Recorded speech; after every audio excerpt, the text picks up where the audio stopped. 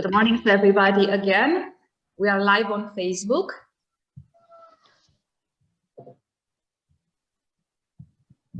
And we are still receiving guests. Welcome to everybody.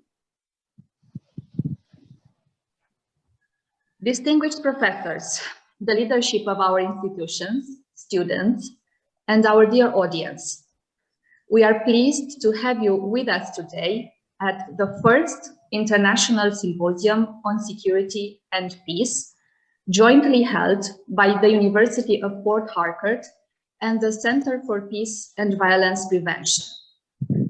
Friends, colleagues, it is my distinct privilege to introduce the leadership of our institutions and the keynote speakers of this symposium. From Nigeria, Professor George Ulaunari, Vice Chancellor, University of Port Harcourt, Nigeria.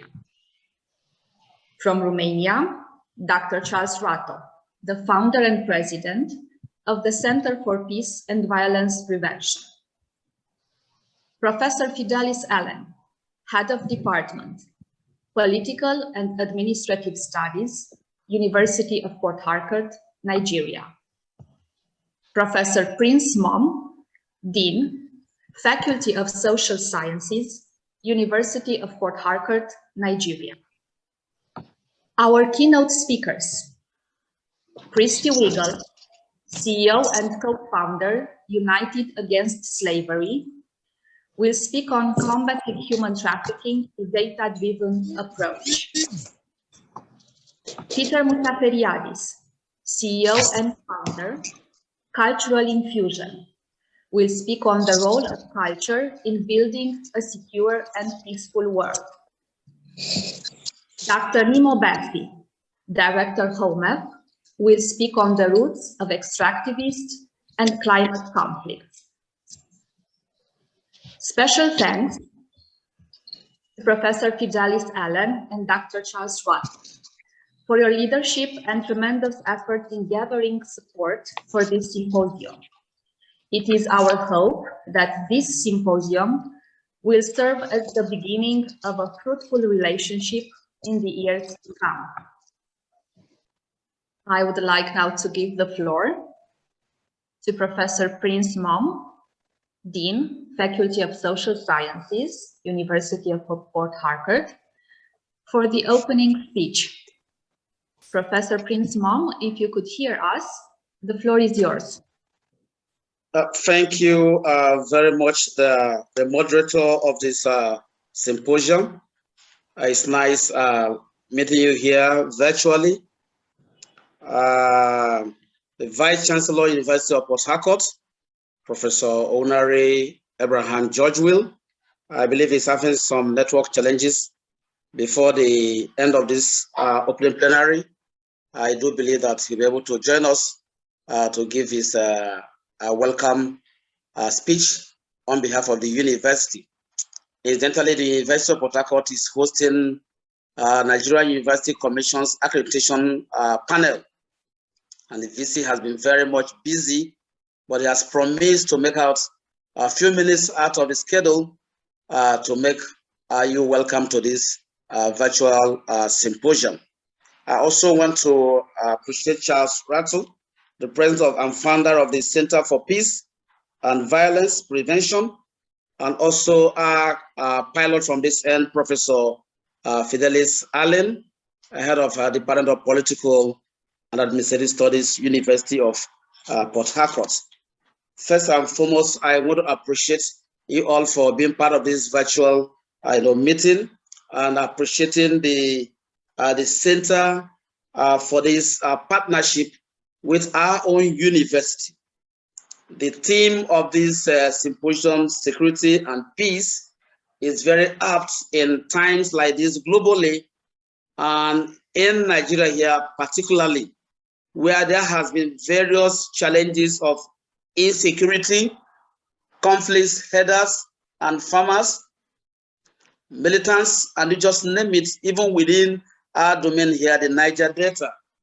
It's been hoped that this symposium, at the end of it, to be able to bring up a policy framework that will enhance security and peace in Nigeria and in Niger Delta in particular.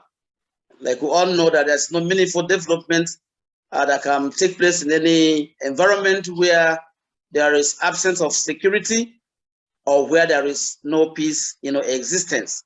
So the theme for this symposium is quite, apt. So I welcome you to the University of Port Harcourt. University of Port Harcourt is situated in the Niger Delta.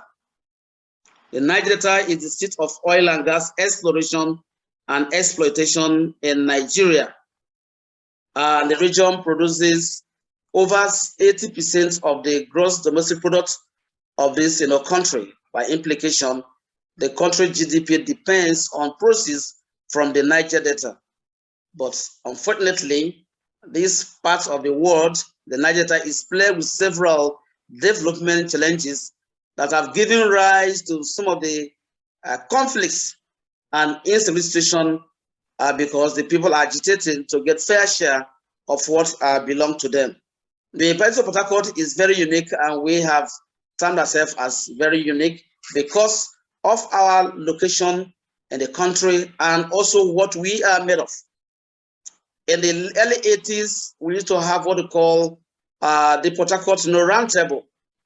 Most of people from this university engaged the then military government in war of it that subsequently led to the democratization of the country today. So our faculty and university is very unique in all that we did, even the support we gave to the South Africans during the apartheid era. Ladies and gentlemen, let me not bore you with details about my university, but we are very proud to say that we are very unique, producing world-class scholars like late Professor Kladake, world-renowned political economists, professors like Professor Kenan Zimiro, and the rest of them. We are so proud to say that we are unique, and we are actually unique. I want to welcome you to this virtual conference, hoping that someday you will visit this unique university and see things for yourself. I wish you fruitful deliberations as we brainstorm on how to enhance peace and security in the Niger Delta, in Nigeria, and the world as a whole. Wish you a fruitful symposium. God bless.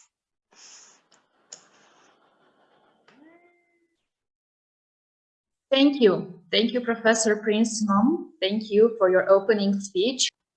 I would like now to give the floor to Professor Fidelis Allen, Head of Department, Political Administrative Studies, University of Port Harcourt, for the welcome address. Professor Fidelis, if you can hear us, the floor is yours. I'm pleased to welcome all of you to the symposium. I welcome Professor George Will, Vice Chancellor, University of Port Harcourt, and Professor Prince Mom, Dean, Faculty of Social Sciences, University of Port Harcourt, and all the keynote speakers, namely Christy Weigel, co-founder, United Against Slavery, USA, on human trafficking, Peter Mosteriadis, CEO and founder, Cultural Infusion Australia, and Dr. Nick, Director, Health of Mother Earth Foundation, Nigeria.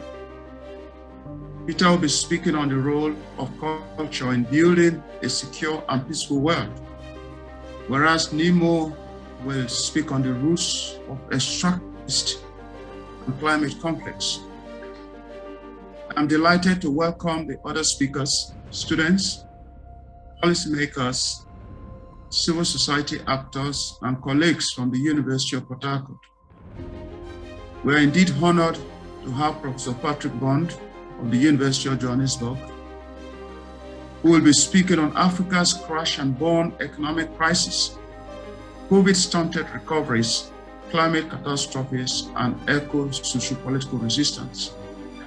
I welcome all the eminent speakers who will be taking on different topics that relate to global security and peace.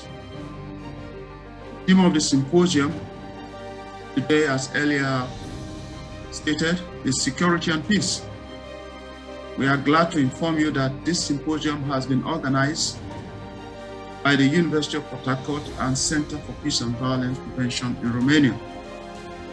Charles is leading the team from the Romanian side, and I would like to welcome him and Camelia Julia as well. Camelia will be moderating the session for keynote speeches.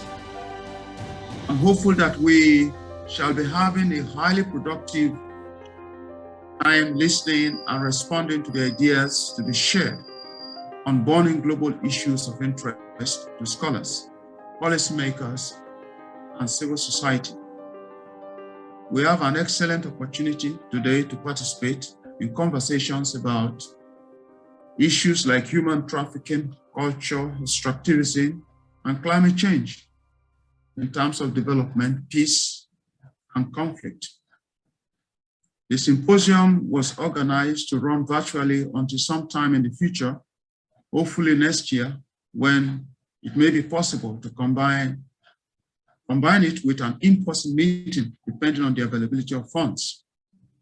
The purpose of the symposium is to provide opportunities for participants to share policy-related research. Once again, welcome to the symposium. Thank you.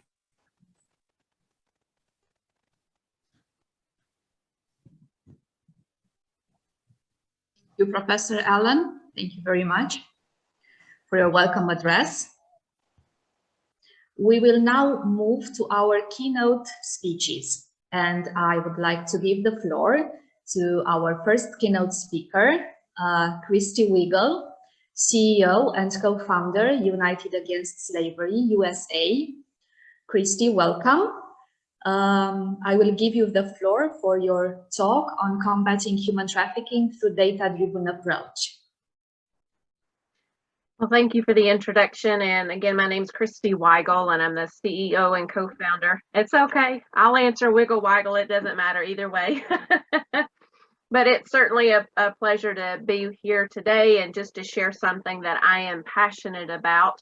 And I'm actually going to share my screen. Please let me know if this does not come up correctly. Let's see. So will it allow me to share screen? It says that it's disabled.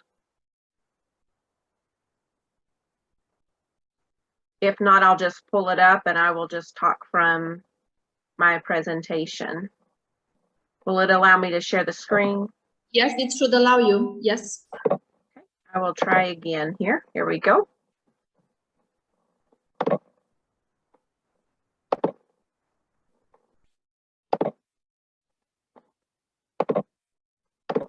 It is working. Wonderful, wonderful. Well, certainly I am very thankful to be here today, and I appreciate the being invited to speak with my fellow field experts, fellow panelists, and also our moderator who is helping this come through. And I will start by just saying I've had the honor and privilege of knowing Charles since 2015. When he participated in our 2016 pilot study. And so thrilled to be connected again with Charles and everything that he is doing. And today I'm going to share something that I'm passionate about. I want to just give a little background information about United Against Slavery and our leadership there, just to put it in context for what I'm going to be sharing today, which is combating human trafficking with a data-driven approach. I personally have been serving in leadership and survivor advocacy for 12 years. I continue to work with both sex and labor trafficking survivors in their healing journeys. For any of us that serve in the anti-trafficking community, we all are able to very clearly identify areas of unresolved challenges that have slowed us down. And as we have started United Against Slavery 7 years ago, it has been important to us to be grounded in being survivor and trauma informed on all levels of everything that we do. It's not enough for any of us to speak against different atrocities and crimes and abuses against men, women, boys, and girls if we're not also having those survivors at the table that desire to be. For me, we have, again, serving for 12 years, have recognized, along with our team at UAS, that there is a significant need for solutions to a lot of these unresolved problems, some of which I'm going to speak about today. And through the lens of that, inequities do exist. That's the reason why we're here. That's the reason why we're all sharing today. And so I just want to just go ahead and get in. And first of all, just give a little bit of information. Most of us are very familiar with human trafficking. It's a lot different from 12 years ago when we were starting with grassroots and really trying to educate the community on human trafficking. But, you know, global estimates today put that there's a $150 billion criminal industry around the globe, and it impacts both sex and labor trafficking survivors and a number of different trafficking components, whether it's child labor, child soldiers, you know, domestic servitude, organ trafficking. And the reality is that it impacts both domestic and foreign nationals. And I can tell you in my 12 years here in the United States, you know, there's a lot of awareness about foreign nationals being trafficked. And for a lot of people, they believe that it's just foreign nationals that are being trafficked. And in my 12 years, I have actually worked with more domestic survivors than I have foreign nationals. But again, I do work with sex and labor trafficking survivors, and some have been trafficked from other countries. And as we know, traffickers prey upon vulnerable populations. And, you know, part of what we're talking today is, you know, some impacts, those inequities that can impact war-torn communities and migrants and refugees. And within human trafficking, traffickers will target vulnerable populations, you know, whether it be men and women, boys and girls of color, the LGBTQ community, anyone, indigenous origins, you know, anyone that traffickers can prey upon to benefit their own greed. They can become a target of human trafficking.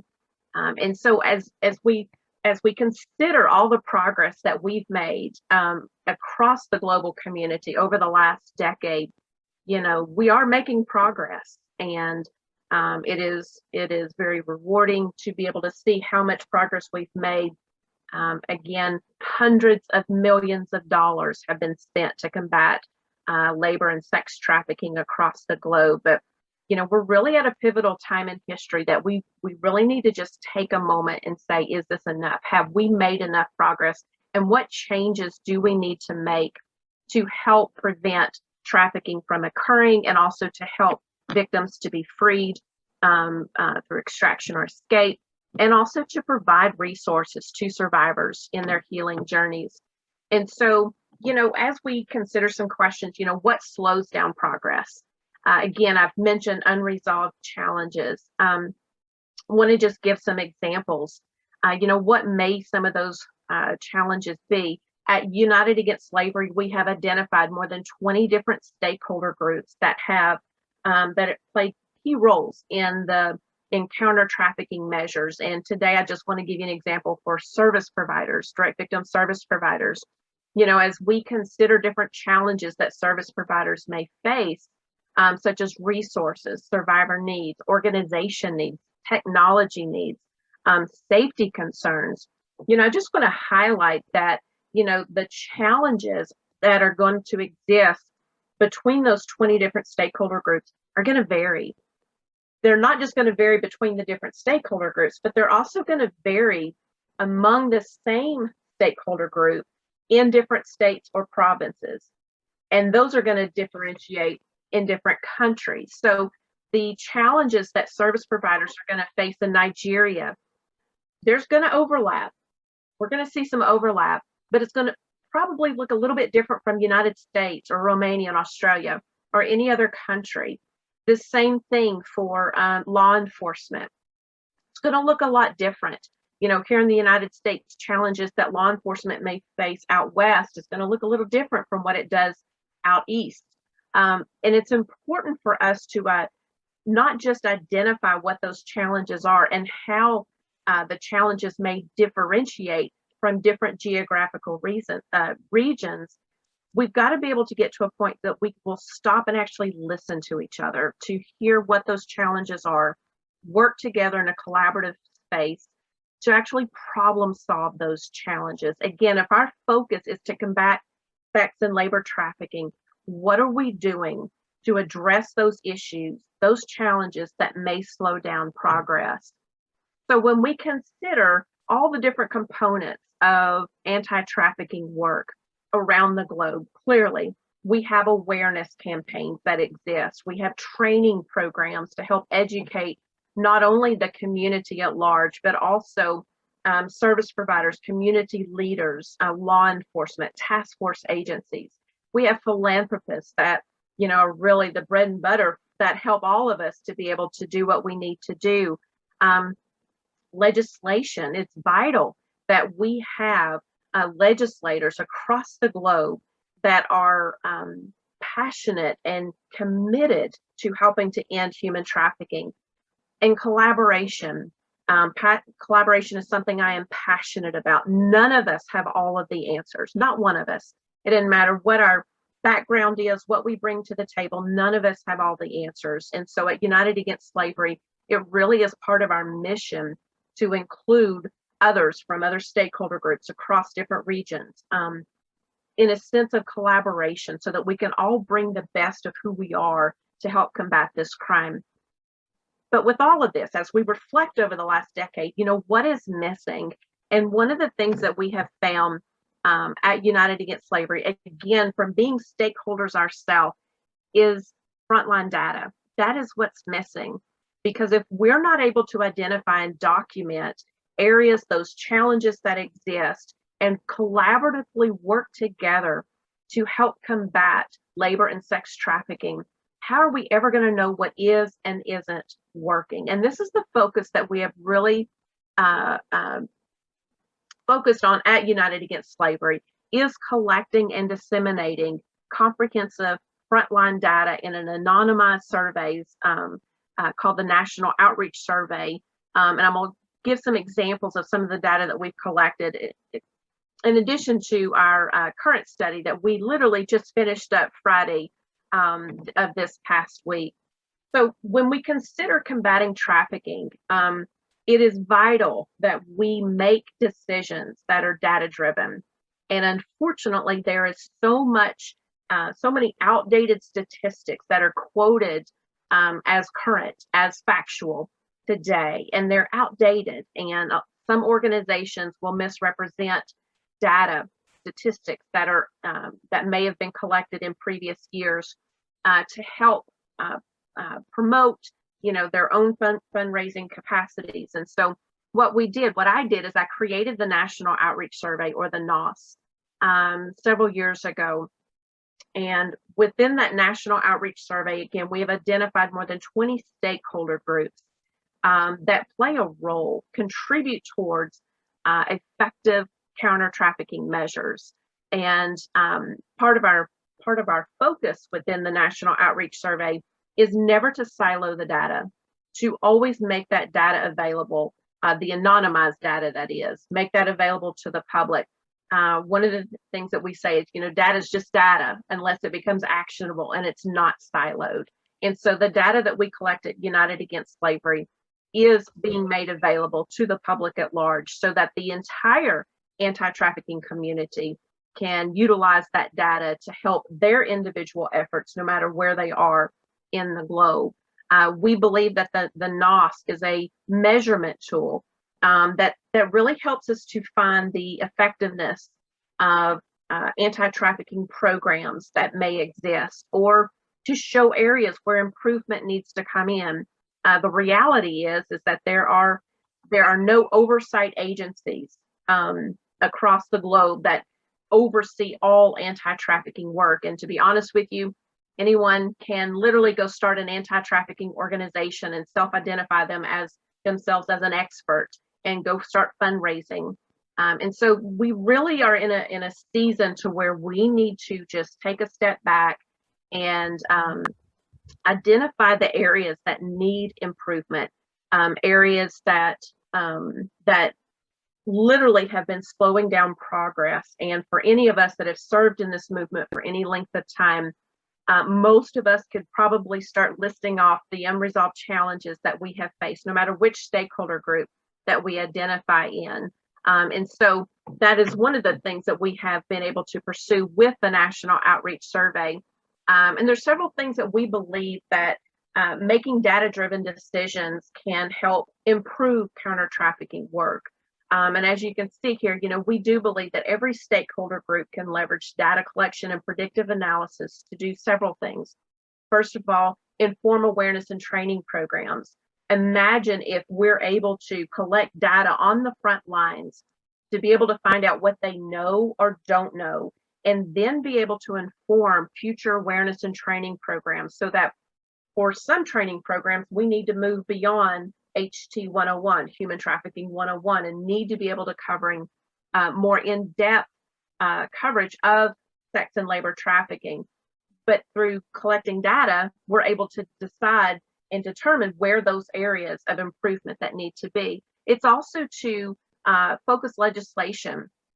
Even here in the United States, we have bipartisan congressional support for this frontline data, because data is how we're able to help make better decisions of what we're doing, introduce new legislation for appropriations and funding efforts.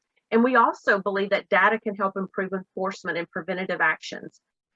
Ultimately, everything that we do at United Against Slavery is to improve survivor resource allocation, and to see more victims freed from enslavement, and to have more resources available to them in their healing journeys. And ultimately, we want to see an improvement to counter-trafficking work over the next decade.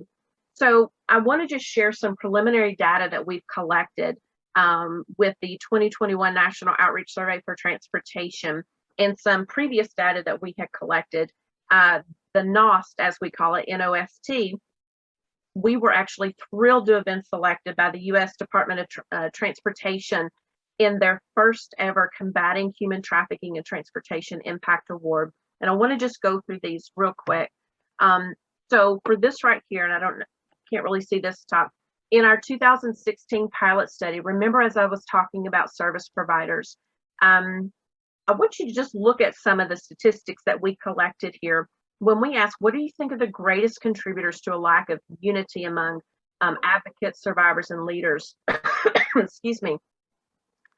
I want you to look at, competitiveness for funding. When we talk about unresolved challenges, there is such limited funding and resources in anti-trafficking work, but 67% of survivor leaders indicated that competitiveness for funding is a real issue that breaks unity and creates division. 59% of allies, non-survivor leaders, had answered that.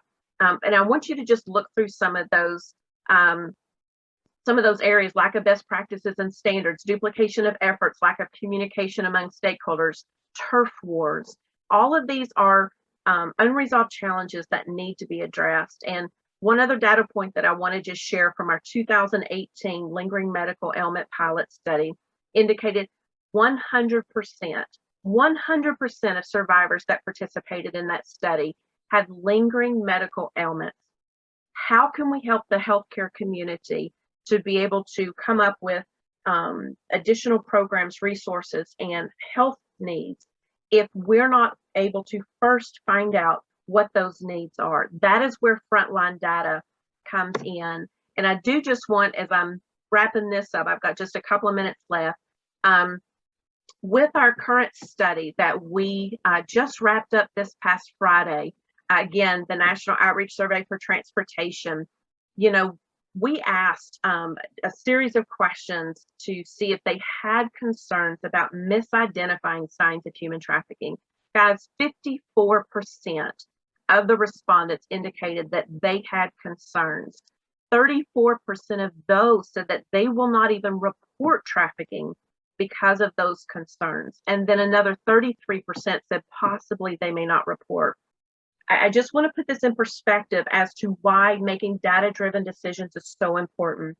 We can look at those three statistics, those data points right there, to note that over 60% of respondents in this study have indicated that they may or probably will not report trafficking because of concerns of misidentification. And what that tells us, just from looking at those data points, is that there is a potential for at least 60% of victims that may be coming through the transportation systems that may never be found because they have, the frontline workers have concerns. Excuse me. And I won't go through these down at the bottom, but as you can see, those are the list of concerns that were mentioned as to why they wouldn't report trafficking. Some of them include being ignored, getting sued. The largest one is embarrassing the passenger or customer. I'm so sorry. Embarrassing the passenger or the customer. This is a huge deal for anyone that works in anti-trafficking to know that this large a percentage of individuals may not report because they have concerns. And so, you know, as we consider how can we improve counter-trafficking efforts if we don't listen to the data of what is and isn't working. And as you can see, it's true for all of us, guys. It's true for all stakeholders, frontline workers, philanthropists, legislators, academics, and even students that are wanting to make an impact. Data is key to improving counter-trafficking measures. And so today, as I'm wrapping up my part of my presentation, you know, how can you be part of the solution? How can others around you be part of the solution? And what can you do to help combat human trafficking with a data-driven approach? I'm going to push these forward because these are so important.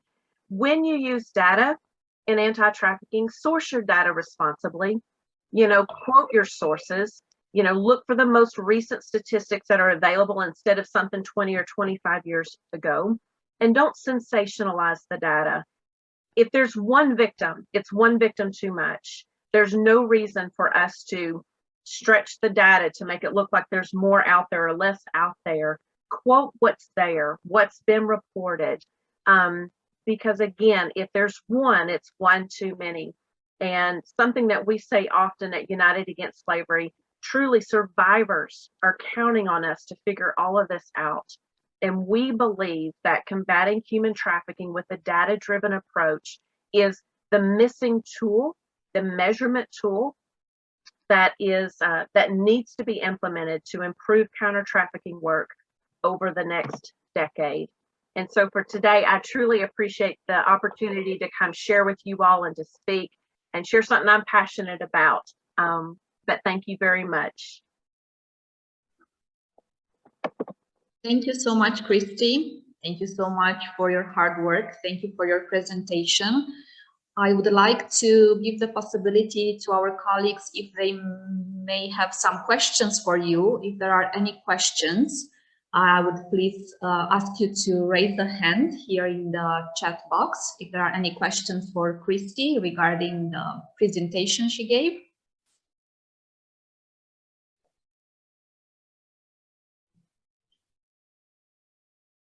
If there are no questions and no remarks, we will thank you again, Christy. That was an amazing presentation, and yes, please. I think I have a question. Okay. Christy, thanks for your very elaborate presentation.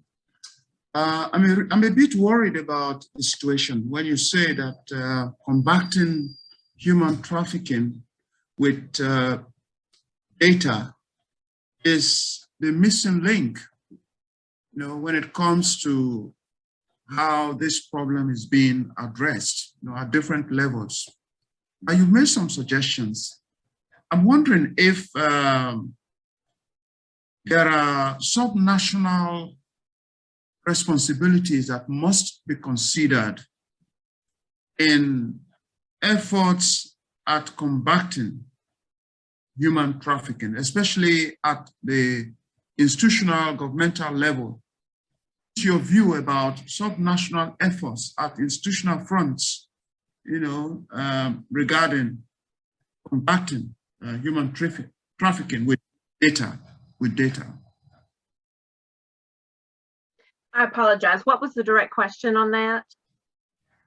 Well, the question is, what is your view about subnational institutional responsibilities regarding data-driven approach to combat human trafficking? Do you have any view around that? I do, and I tell you, it's one of the greatest challenges that we have, because all of us are existing in this space, bringing the best of what we have to help combat trafficking. And they're individuals, countries, nations, federal agencies, local, statewide, no matter where it is geographically across the world. What's missing is data, that frontline data, because we are using old data that has been collected in the last 10, 20 years to inform our work today, and it's outdated. And so as nations are looking, in fact, in a couple of weeks, I'm going to be speaking at a USDOT International Conference with APEC, which has 21 member nations, a part of APEC. And that's part of the message that I'm going to be sharing, is the responsibility that countries have to make sure that they are using updated data that they are providing, collecting, and making that available to everyone working in their countries, so that we all have updated data that we can use of what's relevant today.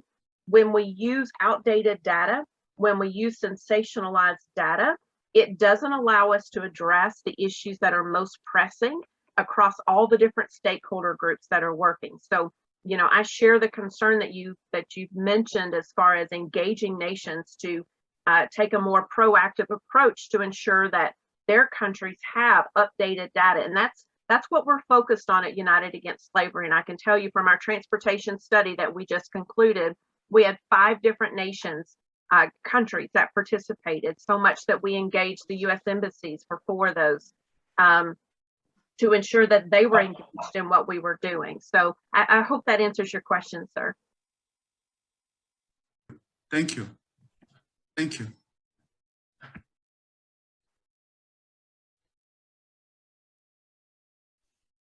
Thank you, Christy, again. Thank you, Professor Allen.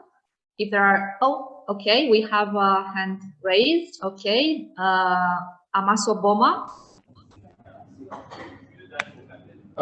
Good morning, Christy. Good morning. Okay, I listened to your very wonderful presentation, and I have a problem. In the absence of updated information at the levels of trafficking, especially in a country like Nigeria, how does the government respond? Because you talked about centralization of data and all that. Since the records are not updated, so the only thing policymakers can do is to project. Now, in that projection, it is possibly they might go over the top. Don't you think that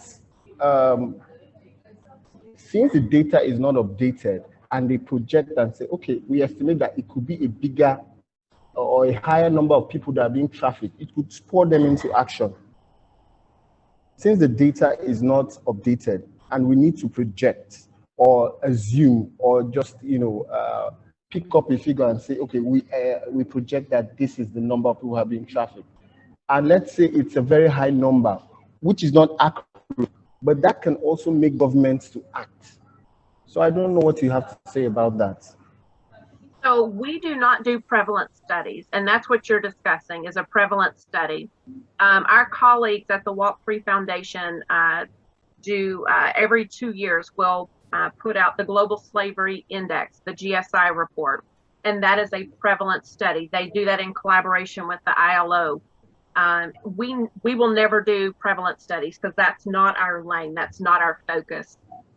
So when prevalence studies are introduced every 2 years, they're always flawed. There's never going to be an accurate prevalence study because we will never know how many victims there are. But it's important for our colleagues to do those prevalence studies so that we can have numbers that we can work toward. Again, they're always going to be estimates.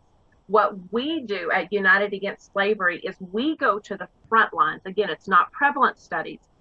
We go to the frontline workers, the service providers, law enforcement, healthcare, the judicial system, and we ask them what is and isn't working, because we want to help reduce the prevalence numbers. But the type of research that we do at United Against Slavery is to help find out what is and isn't working on the front lines.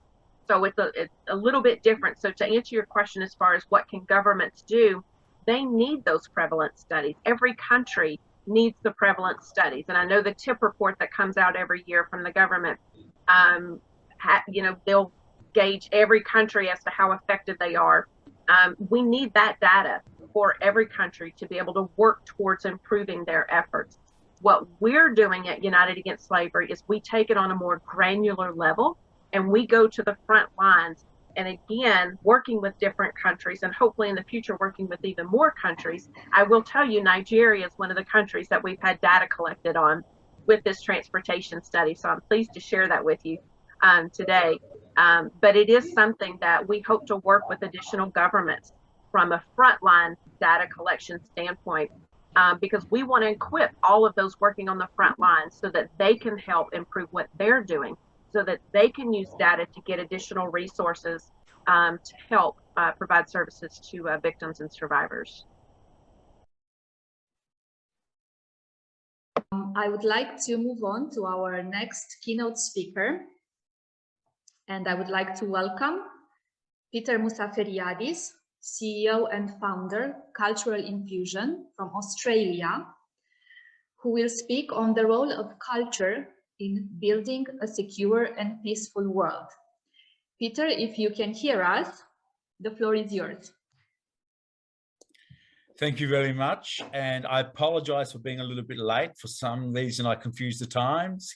It's 8:45 here PM in Melbourne, Australia. And Melbourne is probably become famous for having the longest lockdown, 267 days. I'm just recovering from COVID. I was in bed for 2 weeks, was fully vaccinated, and it completely floored me. So protect yourselves. Where I come from in Australia, it's customary to do a traditional welcome. And where I live in Melbourne, there are 5 tribes: the Bunurong, the Djadjawurrung, the Taungurung, Wadawurrung, and the Woiwurrung people who make up what we call the Kulin Nation of the city of Melbourne.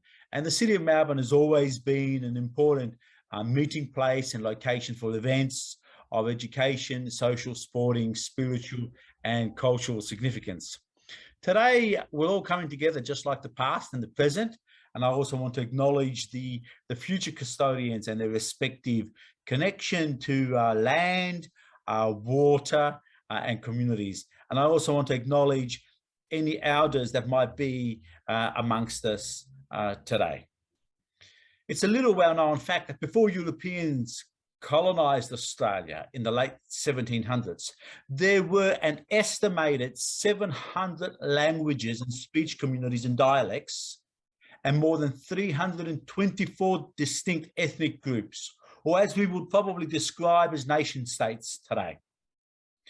Today, there are very few left.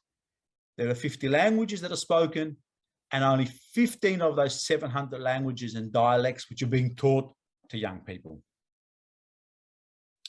Before I started to have my career running a whole group of cultural enterprises, I also had a career as a conductor, a composer, a creative director. I produced countless productions, including 9 major Australia Day concerts, which had a huge intercultural and multicultural flavour. At my last Australia Day concert, which I produced in 2012, I was backstage with the most senior First Nations custodian of the city of Melbourne, the custodian of the Wurundjeri people. And I spoke to the custodian. Her name was Joy Murphy. And I said, Joy, how many thousands of people speak Woiwurrung, the language of your people? How many thousands? Sadly, she replied, there's only one living person who speaks the language of my people, my auntie. I post a thought to all of us. How would you feel if you were the last surviving speaker of your mother tongue? I'm going to return to Australia and its cultural diversity, and I'm going to reflect on our greatest asset in a moment, humanity's greatest brand, our most underutilized brand, our cultural diversity. The pandemic has wreaked havoc across the world, and it's having disproportionate impact on individuals and communities across the globe. It has perpetuated difference, poverty, inequality, discrimination, and exclusion. And we've just seen in the last few days how the world is shutting its borders on a whole range of states from Africa. Yet it's not shutting its borders on Australia or Belgium or Portugal or the UK. We are not in this altogether. The pandemic has also highlighted humanity's failure to come together and develop a global coordinated response. I'd like to offer a moment's silence to those who are less fortunate than us today. Let's spare a thought. Culture is a mighty force. It's a double-edged sword. According to UNESCO, culture is a driver of sustainable development, an eradicator of poverty. It's key to quality education and key to building peaceful, cohesive, and tolerant communities. I'd also like to add that culture is also a driver of innovation. Knowledge is based on the diversification of ideas. So what better way to innovate than by bringing diverse perspectives together? So what is culture? Culture is a problematic term. I would say, what isn't culture? Culture is overarching, it's underpinning. Simply put, culture is the ways in which a particular group of people live. It includes shared knowledge, values, customs, and even includes symbols and physical objects. It's so much more than the arts. So when we hear the word culture, what are we referring to? Are we referring to a national culture? Are we referring to an ethno-linguistic religious culture of a group or an individual? Are we referring to organizational or workplace culture, that is the systems and behaviors and values that an organization's employees are required to subscribe to? Our organization, 7 years ago, after me working in the space of promoting diversity, and in particular cultural diversity, since 1998, we decided to conduct a whole lot of literature reviews and put a team of subject matter experts together to try to define what appeared to be something that was poorly defined, cultural diversity, analytically neglected and in need of robust understanding.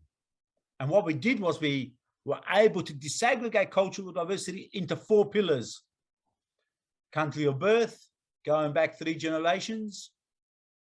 We were also able to disaggregate it into religion or spiritual traditions or worldview as a way of how we make sense of all living things around us.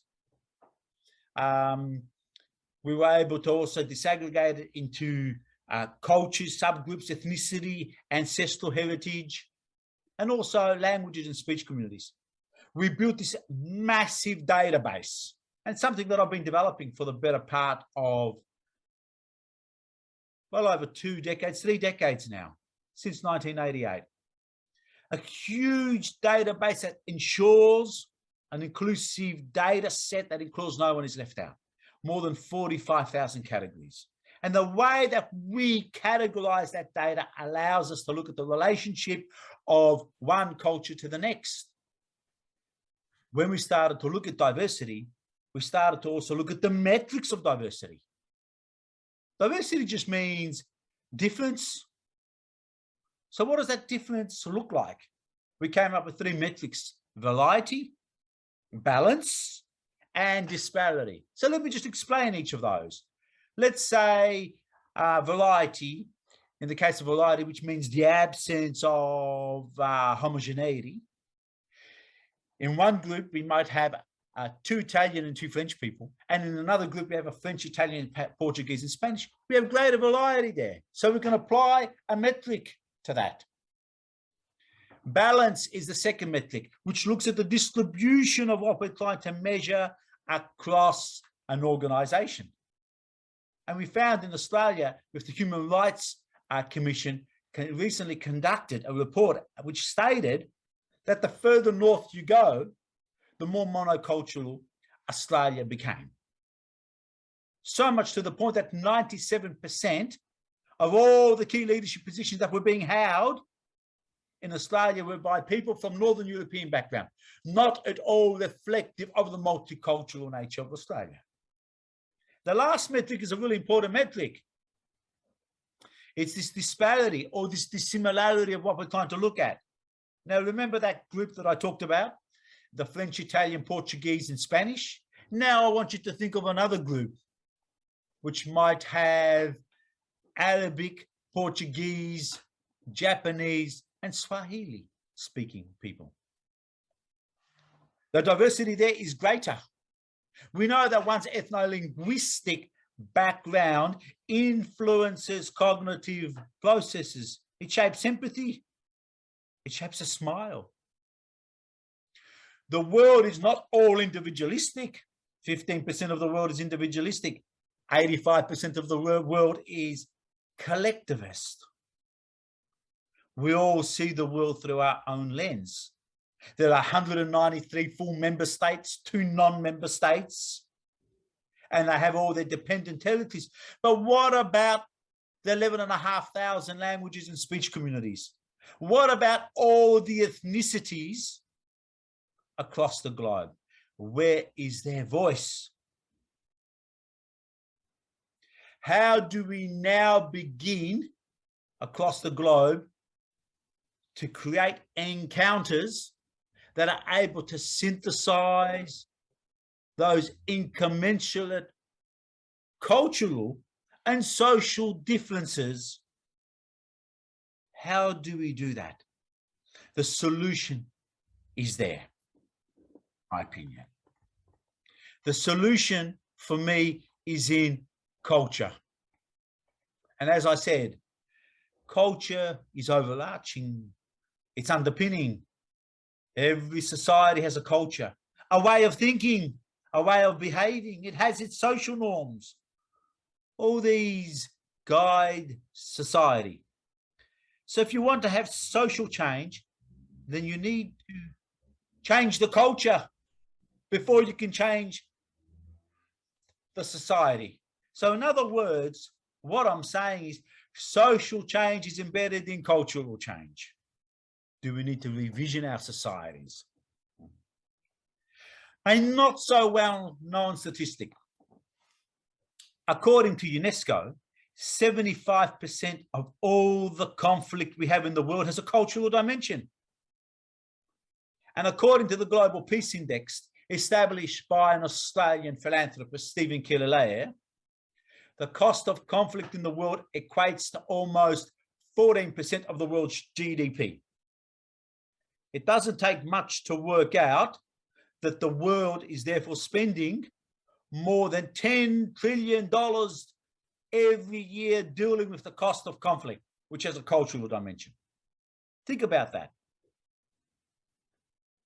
Not 10 billion, $10 trillion spent on dealing with conflict, which is a cultural dimension. So the question to all of us is, why are we not re-envisioning societies to put culture at the heart of all education, development, and progress. The lifeblood of culture is confluence, convergence. Cultures need to be reinventing themselves. They are not there to be essentialized, to put a border around them. We need to revision not just our societies, but we need to also think of the modern day nation state, which is now being challenged by the cultures that exist within them and the cultures that spread across those boundaries. In order to stay vibrant, cultures need to absorb, adapt constantly to their environment. History tells us again and again that societies have forever coexisted and have done so successfully. This is exemplified in architecture, language, gastronomy, science, maths, visual arts, languages, and so many other disciplines.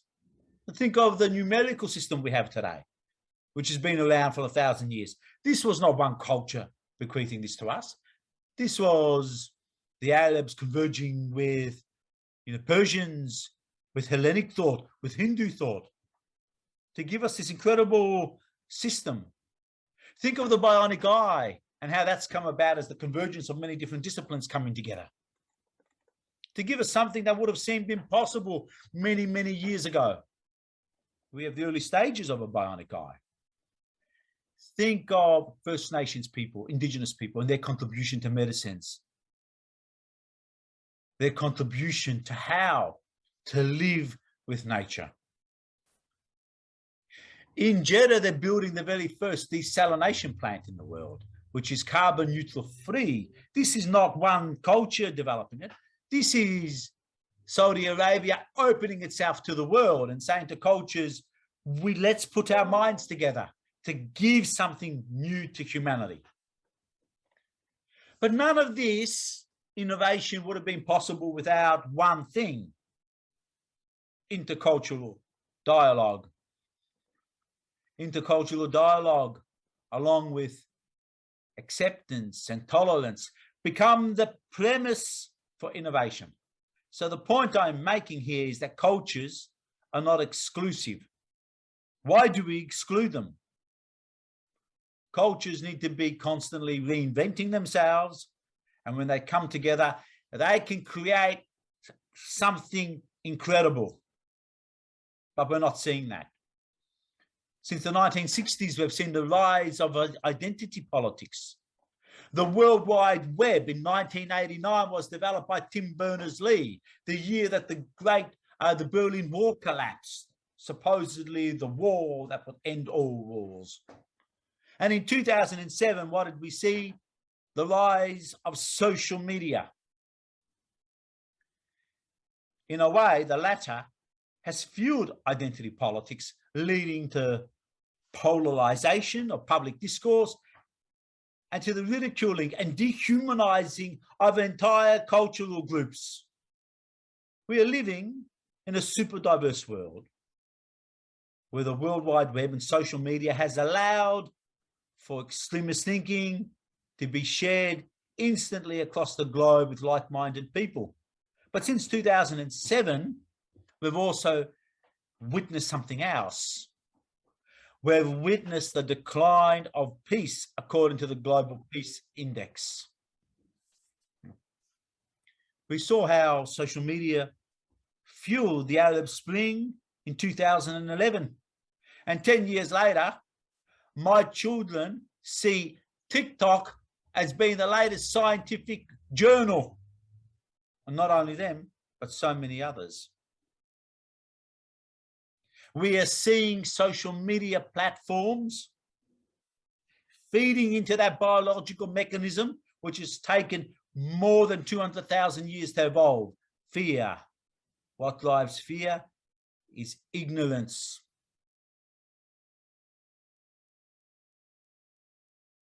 What are the counter drivers? Familiarization and collaboration. So the point I'm making is that we have many challenges that we're experiencing across the world. But I want to talk a little bit about peace because I've spoken a lot about culture. According to the Global Peace Index, there are 8 pillars and 23 indicators that make up peace. Steve Killalea took a measurement approach to peace.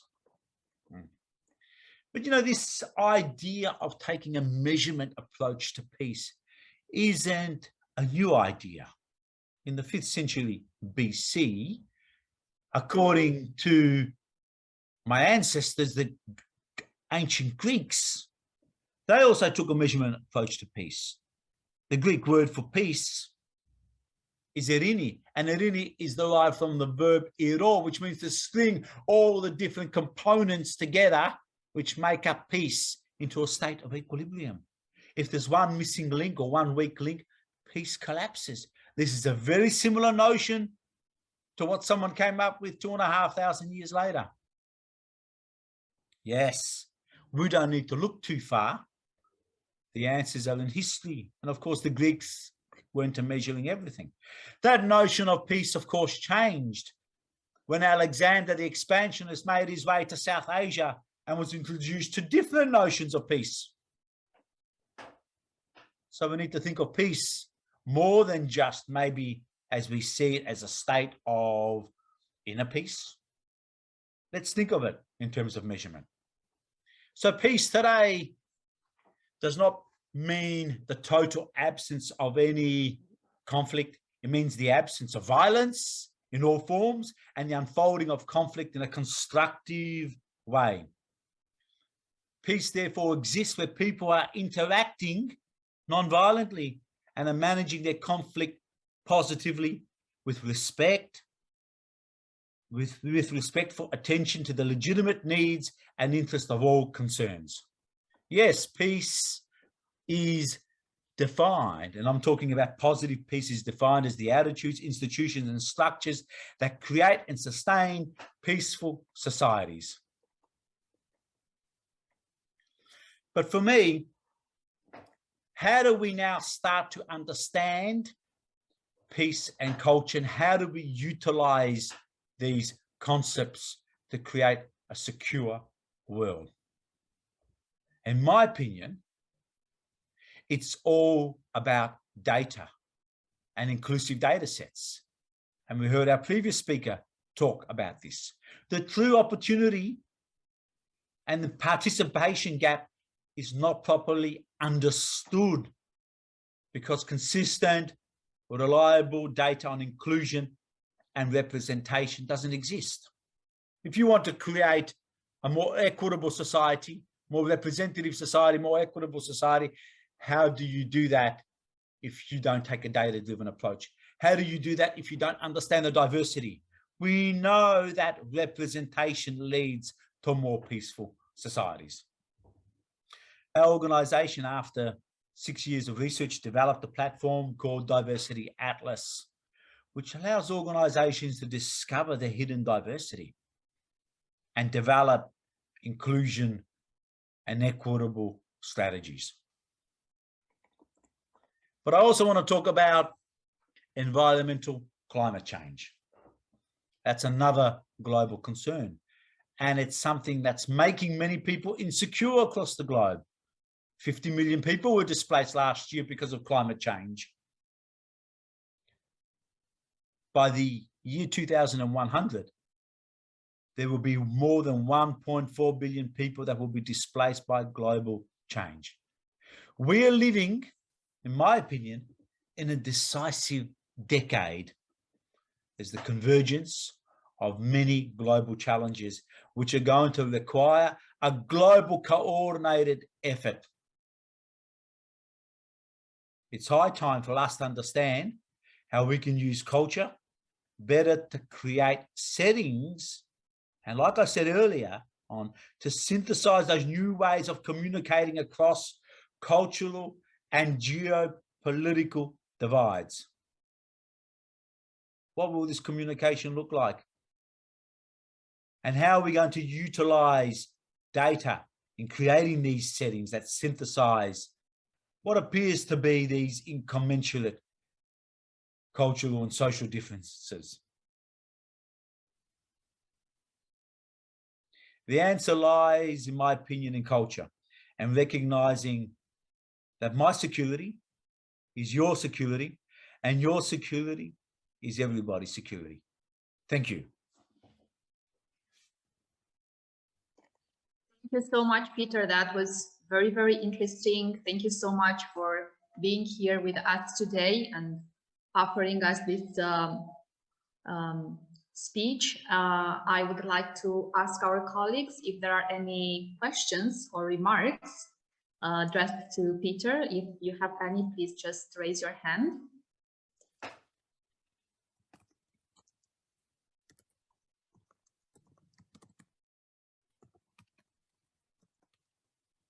Okay, if there are no questions and no remarks.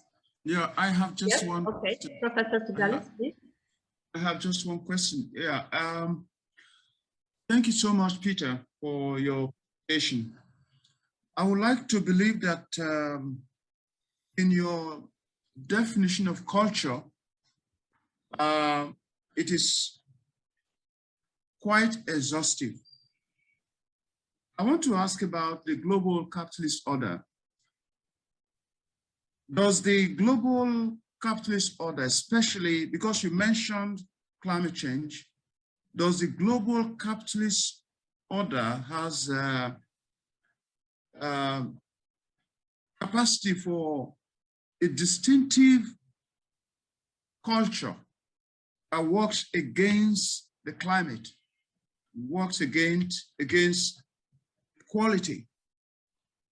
Does the global capitalist order have a self-generating culture that is inimical to the climate and equality globally? Thank you very much for your question, Fidelis Allen. I might answer that by looking at the United Nations when it was established in 1948. It spent the next 25 to 30 years developing a whole range of different strategies. But those strategies were developed by people from the global north and with the view from Northern European and mainly American-centric background, with the view of advancing neoliberalism and people that came from highly individualistic backgrounds with no regard for the global south. We're now seeing the outcome of that. I don't think there's any other choice. That I think we can be looking towards different perspectives, and the majority of the world is collectivist. I see that from the culture that I come from, which was, Greek, and also my grandparents who came from, the Ottoman Empire. A very different way to how Northern Europeans see the world. And I think that we need to start to reflect on the decisions we've made and start to think of a new economic paradigm. And that's maybe time for another discussion, but maybe an economic paradigm that also begins to put the onus on every single person, that removes the trapped energy that you find within the pure constructs of the public realm and the private realm, and begins to commence a process where everyone starts to demonstrate how they can give back to the community. Because at the moment, the paradigm that's been set up for the profit entity is about just making profits at the end of the day, with no regard for the other. And I think we can learn a lot from the global south and from other cultures. They think there's a profound difference in thinking. And we don't talk about this. We don't talk about all the conflict that we have in the world. And I talked about, the cultural dimension.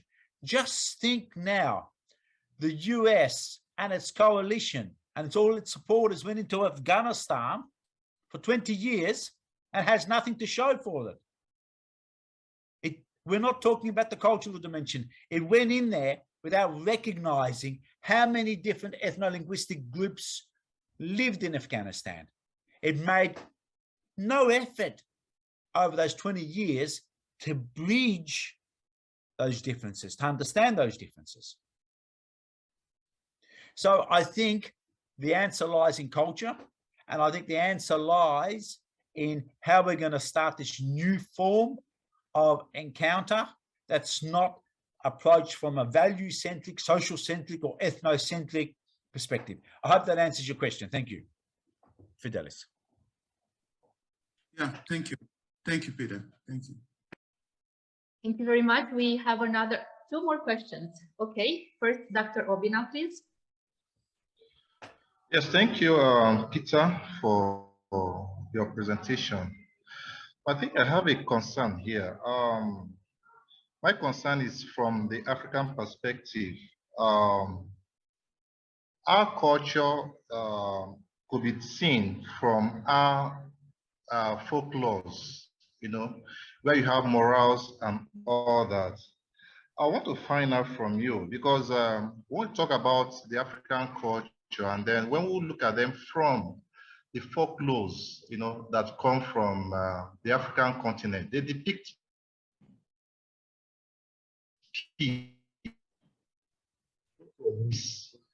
They depict harmony. The length and breadth of the continent is riddled with conflict, crisis, all the like. So what's your recipe is and security in Africa? Thank you. I didn't hear all the question, and I'm not too sure if it was my end that it dropped out, but I sort of picked it up from the bits and pieces. You know, it's they often say it's what you can't hear, or what you can't see, that should assist you with your decision making. When you say African culture, okay, I was trying to entire continent and made up of how many 54 countries and thousands of probably 2,000-3,000 languages and thousands of, you know, ancestral heritages and ethnicities. But in terms of how do we manage the conflict, and I think this comes back to building intercultural understanding as a core value and key competency of being a global citizen today. And this is one thing we don't teach at school. We focus on numeracy, literacy, we focus on geography. It's this 18th, 19th century European tradition. I think it comes back to education, because we can engage in you know, dialogue. Dialogue is not about mutual agreement. The premise for dialogue should be based on mutual respect. And this is something we don't see enough of today. And my philosophy has always been, be as hard as you want on the issues, but be extraordinarily kind to each other. Were there other aspects to your question which I didn't answer, Obin Nwadin? thank you. Thank you very much. Okay, yes. Amaso. Yes, we have the next question, please. Okay, my question, I will draw from the lens of Marxism. Marx of the opinion that culture has served to justify inequality.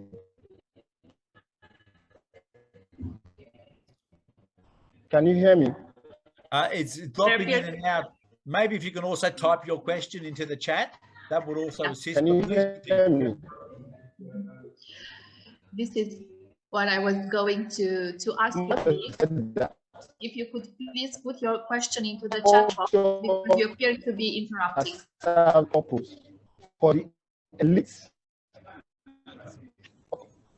Okay. Okay, could you please put the question in the chat box so we can see it, because we can't hear you well. Okay. Okay. Sure.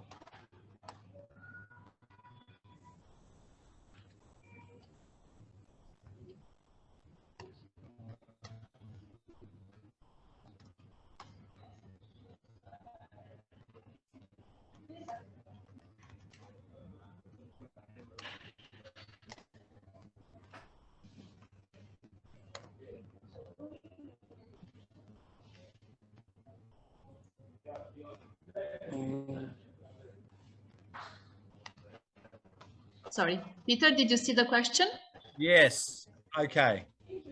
Why is culture the solution when Marx has argued that culture serves to justify inequality? So first of all, I'm not too sure what aspect of culture Karl Marx is referring to here, but I would also put to you is this is where humanity has arrived at today. There's been conflict since the beginning of time. And I don't think that culture serves to justify inequality and, you know, also conflict. But I also believe that what drives those inequalities and what drives those conflicts is fear. You know, it's it's ignorance. What drives racism and ethnic and race-based discrimination is fear and ignorance. And I think the more education we have, the better. But I also get it. If I look where I live in Australia, the cultural hegemony is an Anglo-Saxon culture. And I experience microaggression and racism on a daily basis. My real name is not Peter. I had to change my name from Panayotis to Peter because my name was weaponized against me. And so many people had to change their name. Now, we've come a long way since then. Okay. And I always think that we have to find ways to be able to look at developing, you know, a shared vision of a future that we want together that allows everyone to have a voice. That's going to be difficult. I live in a multicultural society. I mean, does that mean now that we have to have a government speaking so many different languages and we become a polyglot society? No, it doesn't mean that. Look, this is a really difficult question. I'm going to be honest. I need to think about it, a lot more. But then you've got some other comments here. Again, the ruling class promotes the culture that promotes the interest. True. Absolutely. I agree with that. But we need to challenge them on a daily basis. Because what I have come to realize is that diversity leads to so many benefits. There are a myriad of studies out there. And I talked a little bit about that. I talked about when we bring diverse perspectives together, what do? We innovate. The premise of that innovation needs to be intercultural dialogue. So I think the conversation needs to be about when you take that position of only having one cultural hegemony at the end of the day, and it's going to stamp down on everyone else, you miss out on opportunities.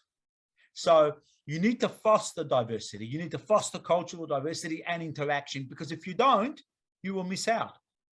There's something called the law of requisite variety, one of the principles of thermodynamics, which states that any system, if it's not as equally as varied as the environment it's operating in, will eventually disappear. So I would then say to the ruling class, if you don't become relevant, if you don't understand your environment and you're not in sync with your environment because people want to see themselves in the other, then you're going to miss out on all the huge opportunities. Many studies, we're working with hospitals here now in Australia, which have recognized that when workforces are mutual in terms of representative of the communities they're delivering services to, they become more efficient, they save so much money on translation costs, and not only that, there are better health outcomes. Which government is not going to want to save money on health? So there's huge benefits. And I think that's where we need education in that. Now, there's another comment here. Why can we not live in a world where culture is silenced and collective humanity is advanced? Well, without culture, what are we? Empty shells. We all have, we're made up of multiple identities. We're all multi-layered. So how can we exist with culture? This is what defines humanity. It's overarching. It's underpinning. I would say to you, what isn't culture? You go out and you do shopping, you experience culture. The moment you interact with someone else, you're interacting through your lens, which is being shaped by your experiences, your lived experiences, and the cultures that have come into contact with you. They've shaped your behaviors, your values, and so many other things. So I'm saying that we now need a new paradigm, a new future, and an age of culture. I know we only have a limited time to talk about this. And I want every single one of you to reach out to me on LinkedIn. I'll put my LinkedIn there. I want to continue this discussion with you because I want to learn from you. Thank you. Any questions, any more questions, comments? Thank you, Peter. If there are any more questions, I saw a hand before, but now it appears to be gone. We have some messages in the chat box from Lorraine to everybody. Please also, when you have a bit of time, everybody check the chat box. We have there the link where we are live on Facebook, live streaming on Facebook. Also, we have some links previously put there by Christy, and then also one from Peter. Thank you, Peter, again. If there are any more questions for Peter.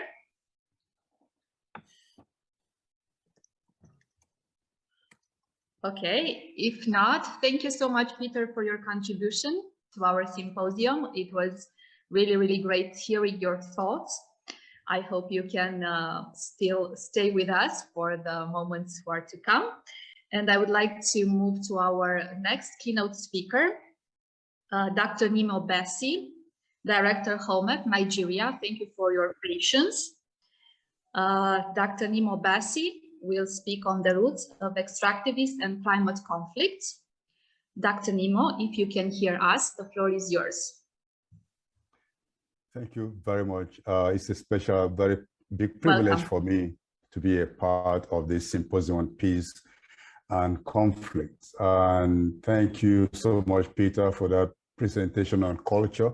I think it does resonate with some of the things I would be speaking about. I'll try to be quick, and so I will be using slides to guide my presentation, so I don't get lost in the forest.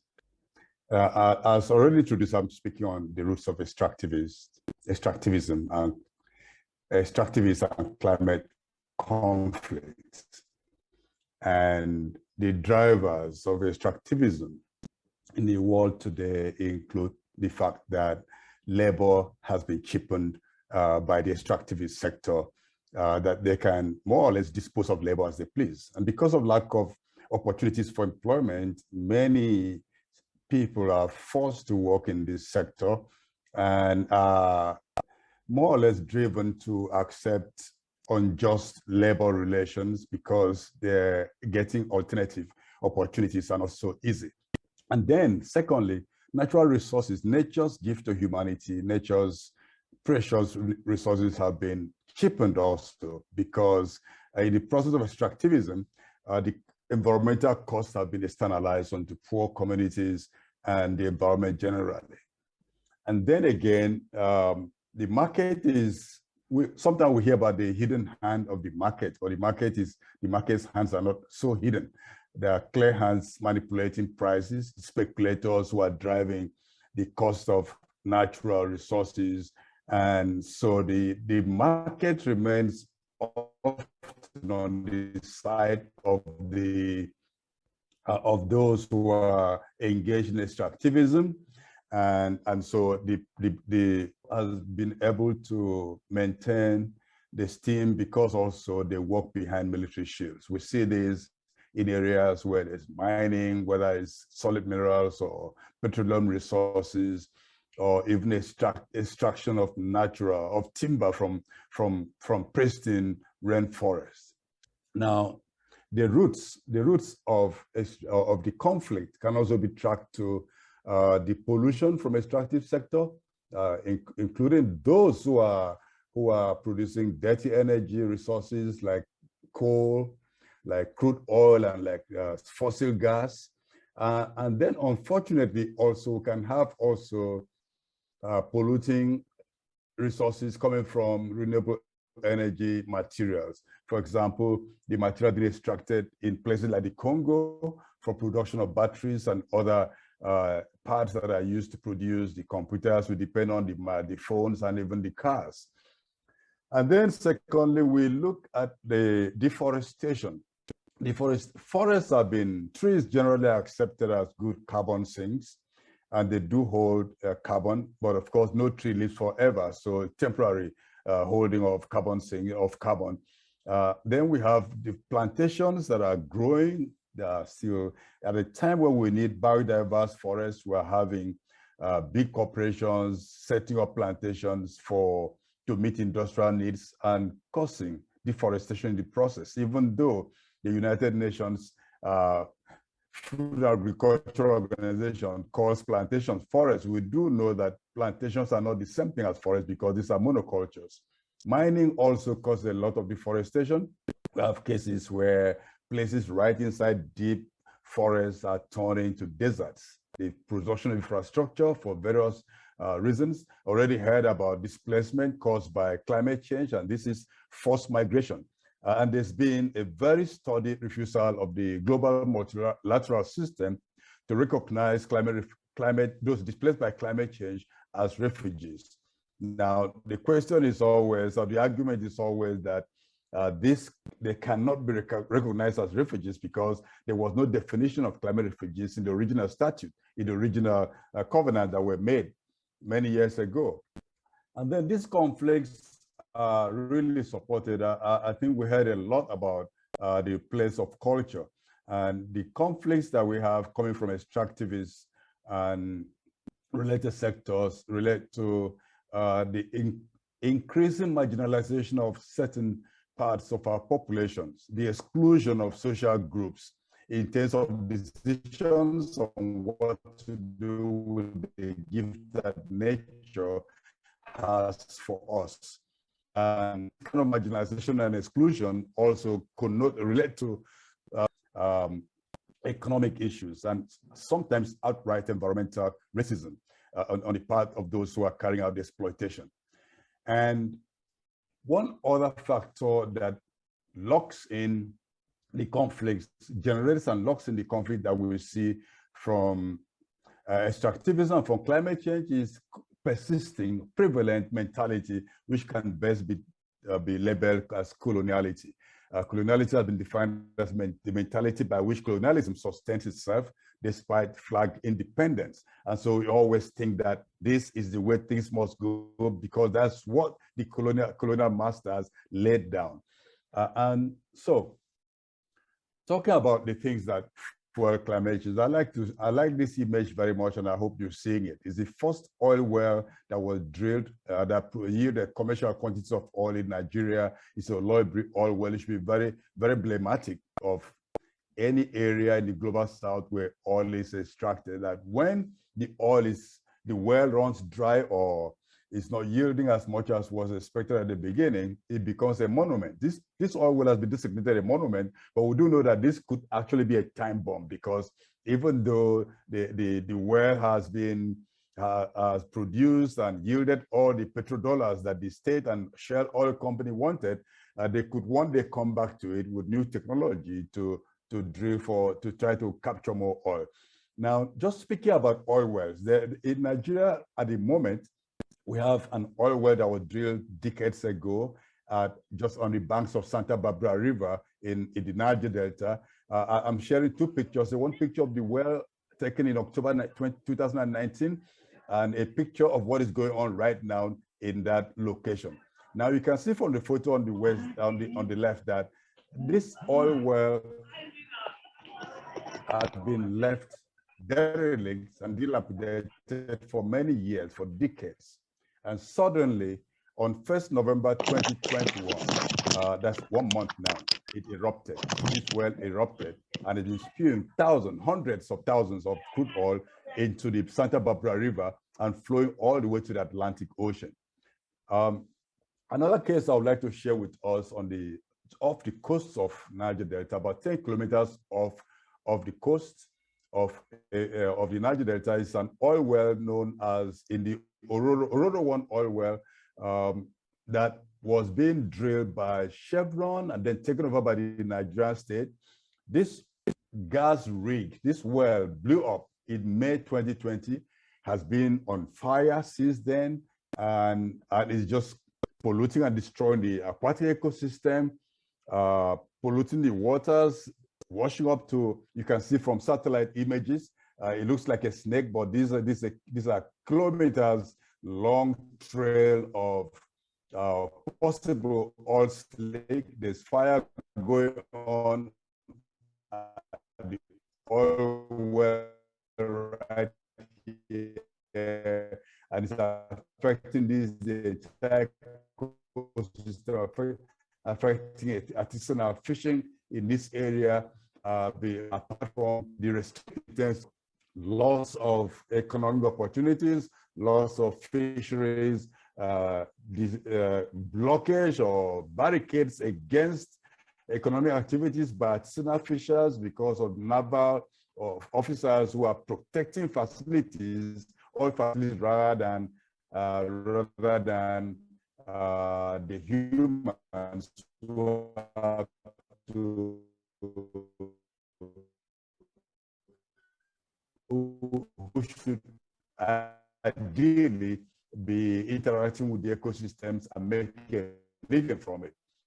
Now, between 2018 and 2019, according to the Nigerian National Oil Detection and Response Agency, there was a record 1,300 oil spills, averaging 5 oil spills daily. Now, if you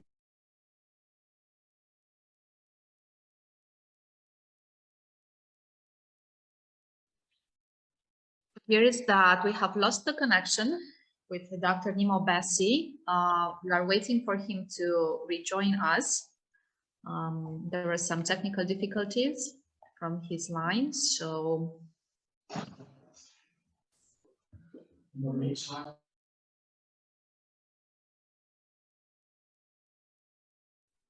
you lost me there for some moment. I apologize. It's not my doing. It wasn't designed by me. It's the system. Welcome back, sir. That gave up on me. Now I'll try to be quicker so that I don't get stopped by the system.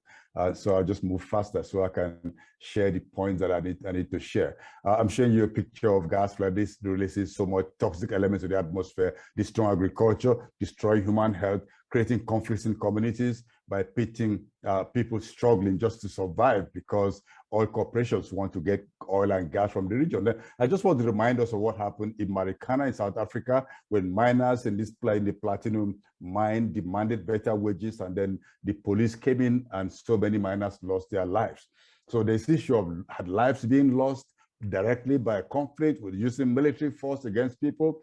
You're having conflict from like mining in Amazon in the photo I'm showing on the left. You can imagine a pristine rainforest becoming like a Martian or a landscape from outer space. And then in the Congo, massive deforestation, simply destroying livelihoods. And now because corporations and politicians like to depend on resources from an extractive sector. And the COVID crisis has helped. I said help, very, very carefully choosing that word, to lower the price of crude oil. And so many countries who depend on this resource to balance their budget are struggling to do that. Nigeria requires a barrel of oil to be up to about almost $140 per barrel to be able to balance her budget. But right now, she's not even able. Nigeria is no longer #1 in Africa in terms of oil production. Libya has overtaken Nigeria.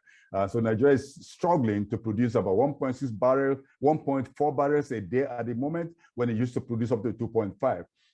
And so depending on one resource, enforcing extractivist ideals so as the balanced budget is becoming a very dangerous thing to do. My organization just published a report called Africa Caught in the Fossil Trap. And we chose this topic because if you read from what we hear from the African Union, from politicians, from Nigerian presidency, there's this insistence that Africa must stay with fossil fuels when the world is moving away from it, because Africa contributed very little to global warming, and therefore we have a right to continue with the polluting pattern because this is the only way we can develop.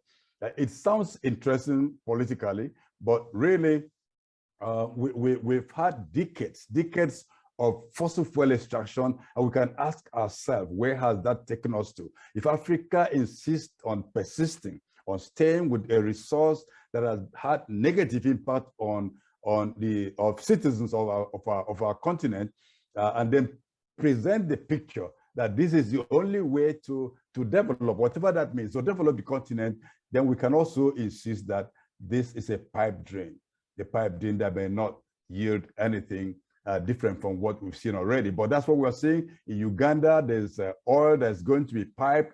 If the government has its way, if the Chinese corporations have their way, Total has the way to pipe from near Lake Victoria, Lake Albert, all the way to Tanga in Tanzania for export. There are plans also to take natural gas from Nigeria to Morocco, not for African countries to enjoy to use the gas, but to ship to Europe ultimately, because that's where the metropole is, and that's where the colonial economic relations have always taken resources to. Now, climate justice, climate injustices all add up to drive conflict, and I'm going to dwell on this for a few minutes before I round up. Going on what happened recently at COP26 in Glasgow. That COP26 means Conference of Parties of United Nations Convention on Climate Change.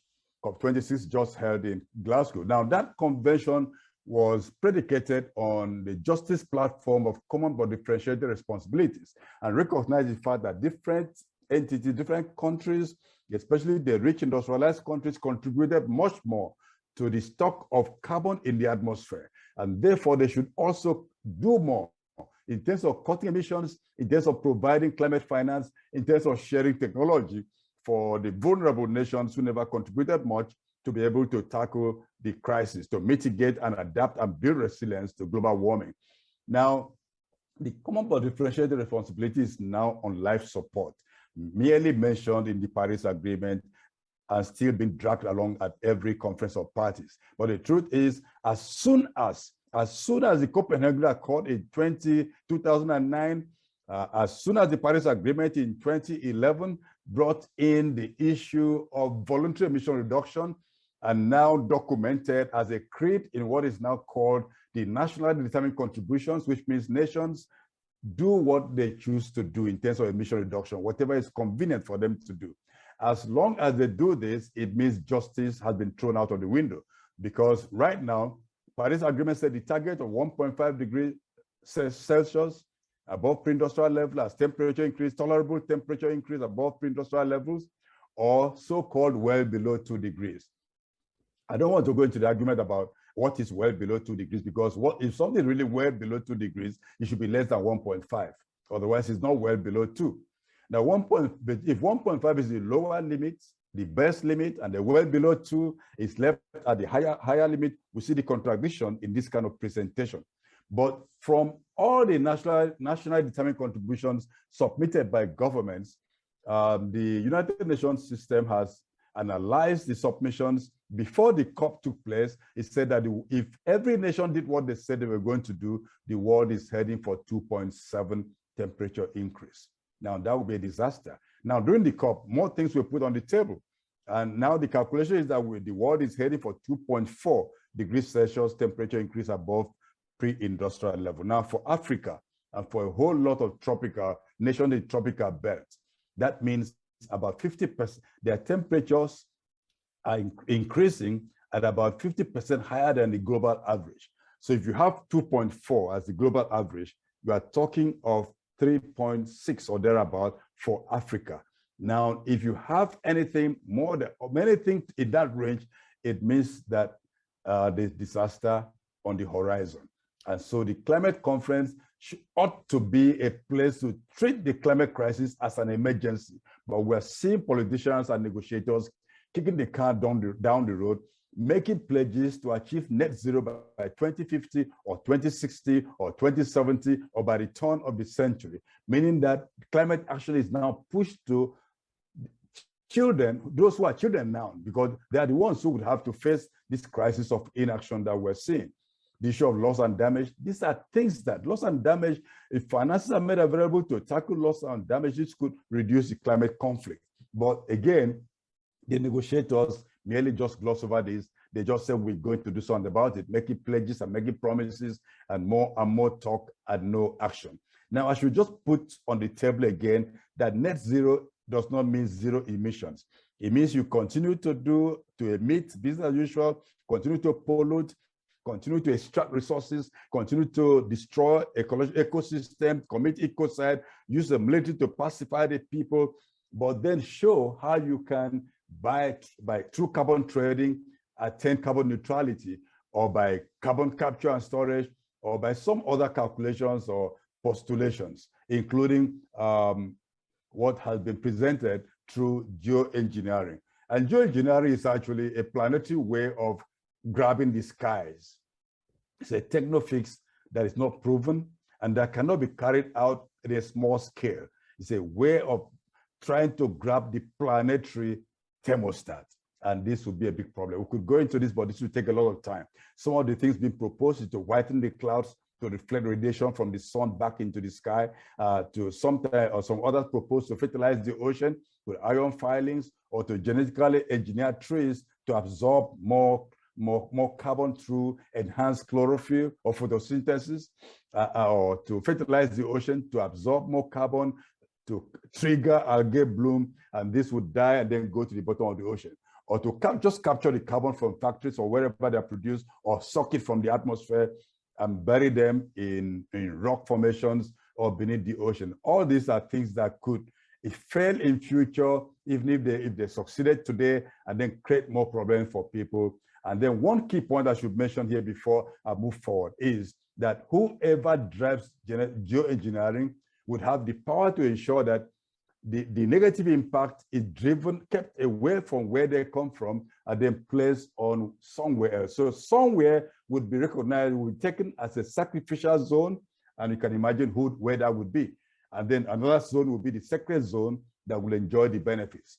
And so we see more conflicts being built by the multilateral system, by extractivism, and by climate inaction. And all this is because, I say again, as a roundup, environmental racism, neocolonialism, inequalities, gender discrimination, because women are suffering more of climate conflict than the men, then ecocide coming from pollution at the supply side of fossil fuels. And so how do we tackle this? We have to decolonize narrative, call these things what they are, recover our ecological resilience, defend communities, stop extraction like the Ogoni people have done by keeping the fossils in the ground, like the struggle had been in the Ecuadorian Amazon at ITT area, although this did not work, as the fishermen in Norway, Lofoten region are fighting to stop oil extraction off their coast, and as places in Costa Rica have resolved not to go into the extractive sector in terms of fossil fuel resources. And then, of course, we build resource democracy by ensuring, through whatever means, cultural, economic, social, that people who live in territories where nature's gifts are abundant have a right about what is done, right to say about what is done with those resources, the right to say we don't want this extracted, or we want to extract this in this way or that way. And then again, we should all fight to recognize, to have the right of Mother Earth recognized globally through the United Nations system, and the obligations of human beings to do what we need to do to ensure that nature, that the right of nature to maintain her cycles is not abridged, and that more resources are being put into defending ecosystems and fighting against global warming and not creating the problem, that more money does not go into warfare with $2 trillion every year by rich countries, so invested in destruction, where at a time when 100 billion cannot be found to fight for global warming. And then finally, I urge all of us to dare to believe that positive change is possible and look at optimism as a political act. I thank you for your attention. Thank you very much, Dr. Nimo Bassi. Thank you very much for your interesting presentation. I would like to ask our colleagues if there are any questions or remarks for Dr. Nimo Bassi. Could you please raise your hand?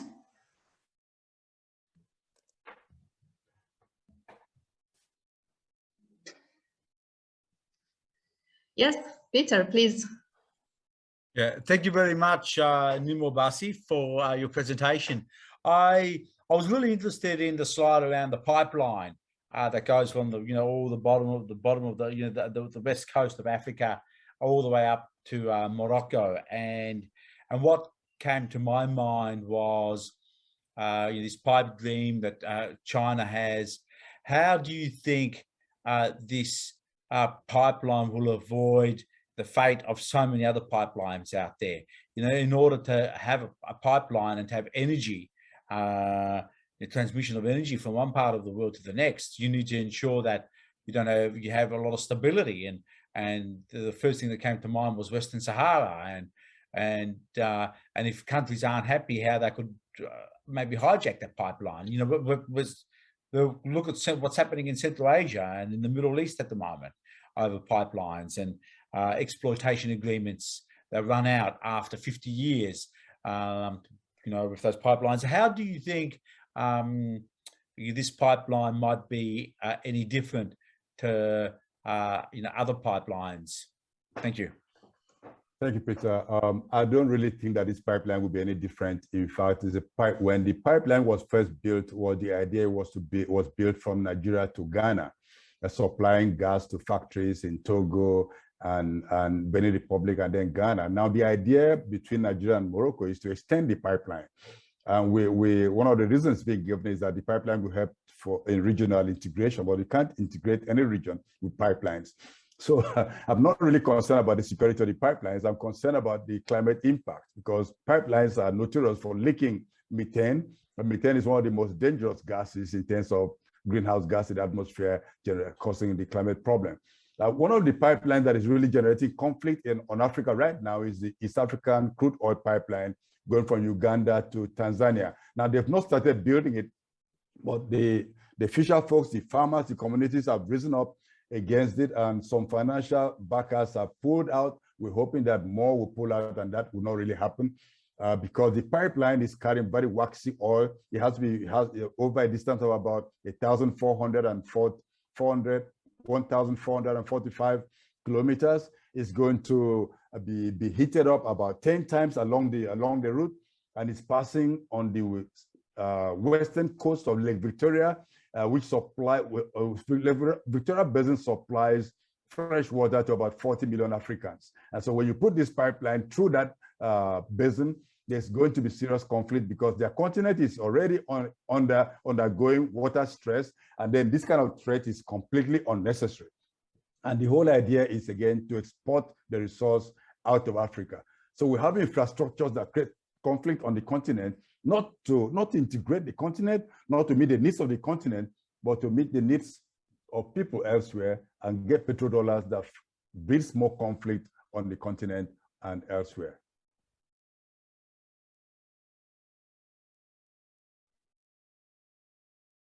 Thank you for your answer. Are there any questions or remarks for Dr. Nimo Basi?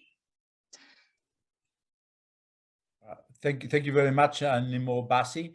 And Nimo Basi, I just wanted to ask about China as well, because one of the things we're witnessing across the world with the Belt Road Initiative that China is building and all these economic corridors is economic casualties. And Sri Lanka in 2017 became the first economic casualty. Now we have Kenya, Djibouti, Tajikistan. We have a lot of tension building up in the Solomon Islands near us in Australia. Our government just had to send over the army because the Chinese area, the Chinatown, was completely burnt down. I don't know if you're receiving this news in your part of the world. And how do you think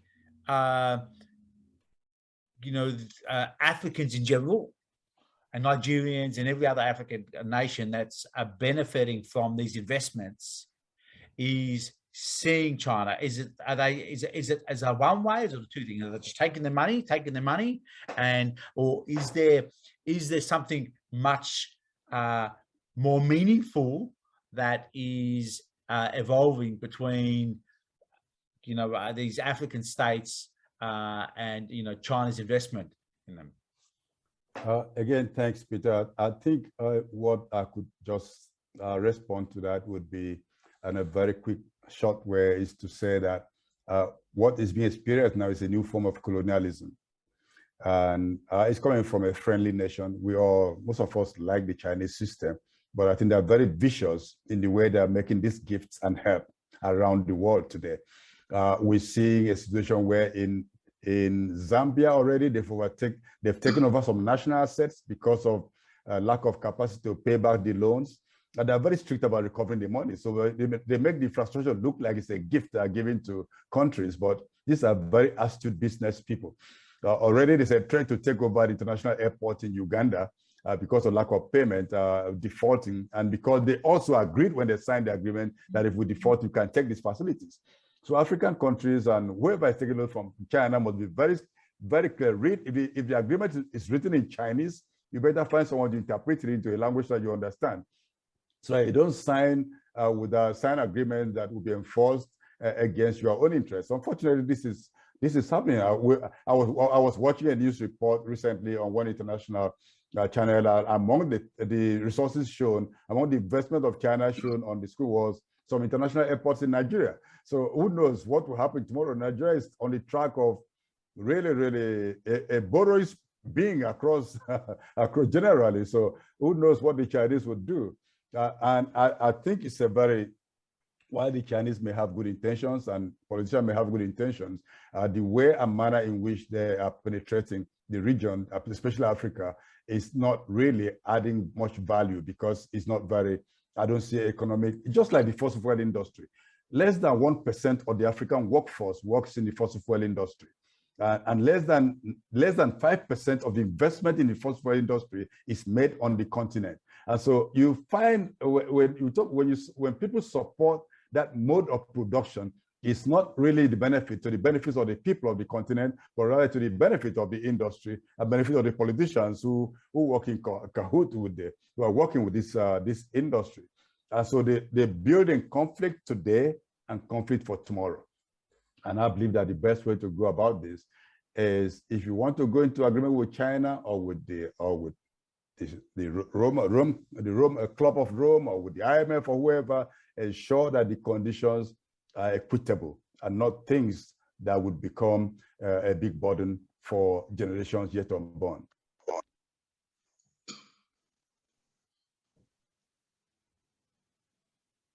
For your answer. If there are no more questions for Dr. Nimo Bassi, we still have one more question from a Facebook follower, question that goes to Peter this time. Peter, if you would be so kind to reply. Our Facebook follower is watching us live on Facebook and she would like to hear your answer. Her name is Augusta, and she was asking about, is there culture without religion? Absolutely not. I'm a global trustee of United Religions Initiative, which is one of the largest grassroots interfaith organizations in the world, which is dedicated to daily interfaith and intercultural cooperation. And its aim is to cultivate justice and peace. And there's some CCs that have cooperation circles, about 1,000 of these organizations that's subscribe to their PPPs, they're called, and their principles and the preamble across the globe. And there's a few of them also in Nigeria. And interfaith is a great source for being able to build peace. There's every single religion in the world. There's a precept that it's about treat others the way you want to be treated. So I think we need to foster a more interfaith dialogue across the globe as a way of being able to cultivate peace. I would like to welcome Professor Patrick Bond from the University of Johannesburg. Please welcome, sir. It's a pleasure to have you with us here today. I'm from a notorious city. I think you know about my city this week, right?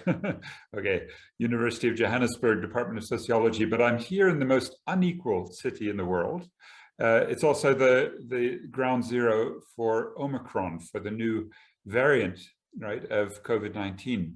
So we'll talk about that in a minute. It's one of the reasons I think that we have economic crises, the stunted recoveries, and then the climate catastrophes. But it was such an inspiring last talk by Nimo about a sort of eco-feminist, progressive Africanist, anti-imperialist politics from below that I thought we could maybe quickly start with that. I've just sent my paper around for you to check in on these if they go too quickly, as I do, which is the database. So I know in Romania, you're some of the most sophisticated researchers, and I know from visiting Uniport, Fidelis was my host at the center, and also Nimo has taught me, you know, as much as anyone, that we understand with big data, we can sweep through the media of the world and understand where protests or marches or demonstrations are happening.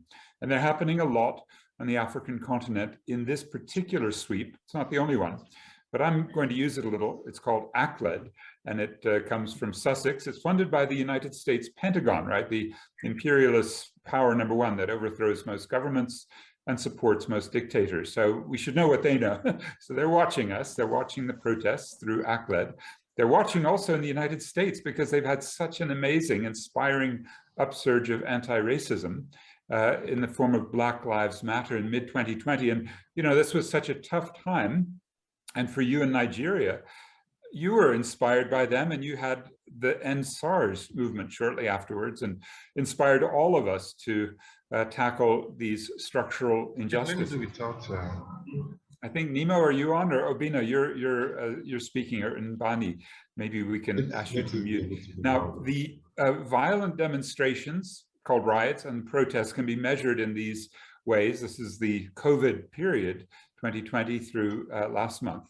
And they are quite impressive. People have not stopped uprising, Africans uprising, sometimes against Africa rising. And of course, African police and military repression has been intense. That's the black dots on the left. And if you track this over time, you'll find, as the African Development Bank does, of course, there's a big spike 10 years ago, right, with the North African uprising, the Arab Spring. The African Development Bank was tracking this quite carefully as part of its governance chapter in the African Economic Outlook, including looking at the motivations, many of which are really in two categories: one against malgovernance by African elites, and the other, the harsh effects of neoliberalism, of economic oppression, right? So we can go through, if you like, in detail, but suffice to say that meant that some countries, I mean, Egypt hosting the COP27 in Sharm el-Sheikh next year, but also Burundi, Tunisia, South Africa, where I am, Ethiopia, Kenya, Nigeria, Algeria. These protests occurred in these waves, 100+ riots in the course of a single month. Now, many, as Nimo has already said, and we work together, in fact, with Environmental Rights Action on a EJ Atlas, Environmental Justice Atlas, of movements from the ground defending their ecological space or trying to resist the incursions, the ones really that Nimo put so well. Some of them, as he pointed out, are minerals and resources, some of them petroleum. This is a map of all of the protests and unrest and armed conflicts around mines. And Nimo mentioned Maracana, which is a couple of hours northwest of where I am now, the terrible massacre, really done for lawmen, where the emails to bring the police in to use a pointed response came from a man, Cyril Ramaphosa, the main local owner of lawmen, who's now South Africa's president.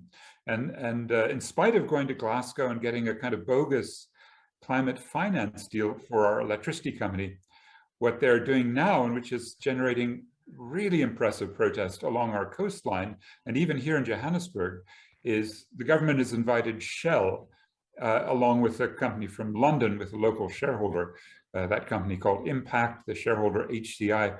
And so we'll see local, but also protests specifically now to defend our wild coast, the so-called Transkei, from the seismic blasting, as Shell and its allies search for methane gas.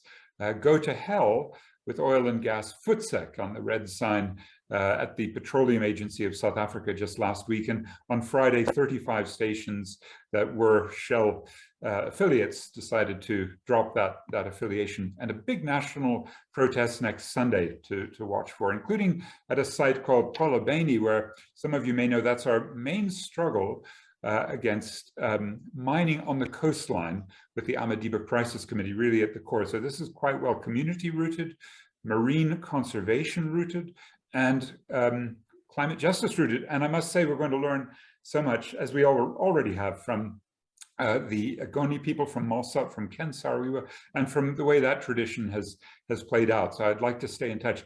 Meanwhile, though, the continent has a problem that we are at the core of, because in Botswana and here in Johannesburg, we've been the epicenter for the new variant of COVID-19. And I would like to immediately push the blame to the north, because COVID didn't come from the African continent. Whether it came from US funding of a Chinese lab or sources still to be determined. What we do know is that the vaccines, with massive northern public subsidies, have been distributed in a manner we have a term for, vaccine apartheid, right? 80% of the global supply kept in the north, right? The 1% elites, and they are vaccinating their own people at a record rate. The UK above 60%. This World Bank report from about 2 months ago shows Africa still at about 4%. It's come up a bit since then. A second part of this crash that I'm describing in the paper I've just sent you on the chat box is the failure of the North, especially the G20, for its debt service suspension initiative to really make a dent.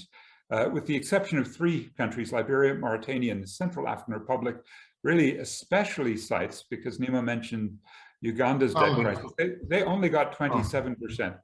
I think, Obina, you have to mute yourself. Sorry, Peter as well, or whoever is unmuted. And if we go through, and you can find in the paper all the details, China has given a fair bit of debt relief. I agree with Nemo's characterization, a neo-colonial, or I would call it a sub-imperial, along with South Africa, Brazil, Russia, India, you know, the BRICS, Brazil, Russia, India, China, South Africa group, a sub-imperial layer of multilateralism and the debt squeeze, the debt trap. But China's actually written off most. And as we go through FOCAC, just started yesterday, the Forum on African-China Cooperation. It's being held in Dakar. Let's keep an eye, because nevertheless, Africa is paying most to China because the debt loads are so high. What about those crumbs given out in August called special drawing rights? Remember, the IMF made that sort of gift, like a quantitative easing, by issuing more of its shares, the special drawing rights, and distributing them. And you can see that Africa got something like 3.5% of the shares, even though the continent has 17.5% of the world's population, again, reflecting a kind of financial inequality of north-south. But it's not just the north, because the 4 of the 5 BRICS, that is China up 35%, India 23%, Brazil 10%, and even Russia 8%, in ownership of the IMF in 2015 when they recapitalized. To do that, they stood on the heads of Africans. Nigeria lost 41% of its share in the IMF. Its voice was shrunk dramatically. South Africa also lost 21%. So we are looking in a way at this global financial apartheid to accompany the global COVID apartheid. And then we've got the resource drain. Now, we've already had so many good discussions on the illicit financial flows, where especially extractive industries steal, they misinvoice, they take money, and you know, we've seen from Paradise Papers, the Panama Papers, and now the Pandora Papers, how that happens. But we also should be watching licit, legal profit, dividend, interest outflows. And also, I would insist, a big part of the crash of Africa is the more dramatic outflow of wealth, which is called natural capital. If you're in the World Bank, where I got this data, the World Bank says this is capital. Well, we would call it nature. That's a big difference. But regardless, we know that it's our wealth, our family silver, our sovereignty, and the rights of future generations to this wealth that's being sucked out, ordinarily by multinationals, China often playing the middleman role. And what you see there is Africa has the distinction of being the only part of the world where we're seeing a net negative, what we would call a adjusted net savings. That is, after you take away the depletion of wealth, of the natural resources and also fossil fuels. When you take that away, Africa actually loses. It's uncompensated for that. And how much at one point in 2014, at the peak of the commodity super cycle, what was it, $127. 2008, it was $213 per person. So you can see it varies, but it's a very substantial share. Now, we also know, as Nemo's already gone through, that Africa, and particularly it'll be Mozambique, Madagascar with a massive drought, Zimbabwe, Kenya suffering from the climate catastrophe. These, as we look into the future, are the climate creditors. They're the ones that are getting hit hardest and not using their fair share of CO2 emissions. Small islands, Central America, the Andes and Himalayas and other mountains, Central Asia, Southeast Asia, and most of Africa, you see in the dark areas at extreme risk. And we've seen that already with, for example, the 4 areas that ACLED suggests might be the key sites of climate conflict over coming decades, but most particularly just in the last 2 years, Cyclone Idai, a Durban rain bomb, and Cyclone Kenneth in 2019. Last year, the big locust plagues that hit the Horn, extreme flooding, and then this drought that's causing famine in Madagascar. And we've had day 0, big cities. Cape Town nearly ran out. Our 5th largest city, Gqeberha, is about to run out. That's not very well insured. 60% of the global north is insured, Christian Aid reports. Only 4% of the damage from climate is insured in the global south and the lowest income countries. And then we go to exactly what Nemo said. I have no disagreements with his analysis of the conference of, dare I say, Nemo, conference of polluters, really. And they do have one new game we should watch, and Nemo watches this very well. This is the financial gimmicks. He went through very nicely false solutions. And here's one of the most dangerous: $130 trillion committed through a guy called Mark Carney, the British central banker and potential Prime Minister of Canada. He's thinking about running. He wants the financial institutions of the world to get together, and he does it because it'll be profitable, right? And is it profitable? Here I disagree with Nemo. I think actually oil prices were down in April, but they've come dramatically up. The coal price, you can see that affects South Africa, the main coal exporter, soaring, and the gas price soaring. My last slide really is to warn that the attempt to privatize the air when capitalism is sending very strong signals, which is a question I think Peter was asked. Is capitalism consistent with saving the planet? And the answer from capitalism is definitely not. Look at the reward given to more exploration, more exploitation. The strategy that capitalism has is to privatize the air and sell the right to pollute in the carbon markets, and they're working very poorly. 21% is covered, but with very weak, for example, South Africa, 42 cents a ton, Sweden, $132 a ton. But actually, the social cost of carbon has just been estimated at $3,000 a ton. It's explained in the paper. So we will get fooled, as we were in Johannesburg in 2002, by some, rhetoric of sustainable development, the Trojan horse. We will see the massive bubbling because of quantitative easing, you see. We will see carbon markets, really, this is my last slide, carbon markets bubbling up, but you see they're doing it in conjunction with financial markets. So it becomes an extremely dangerous gimmick for capitalism to claim that if we want to solve these problems, especially the problems hitting Africa hardest, the climate catastrophe looming as the most wicked problem, we simply let the bankers solve it. After all, they're doing so well with their own markets, right? I'll leave it there, but the paper has much more, and I hope we can have some good debates. Thanks very, very much. And thanks to all of you in Nigeria, in Romania, and everywhere else for all the great inputs.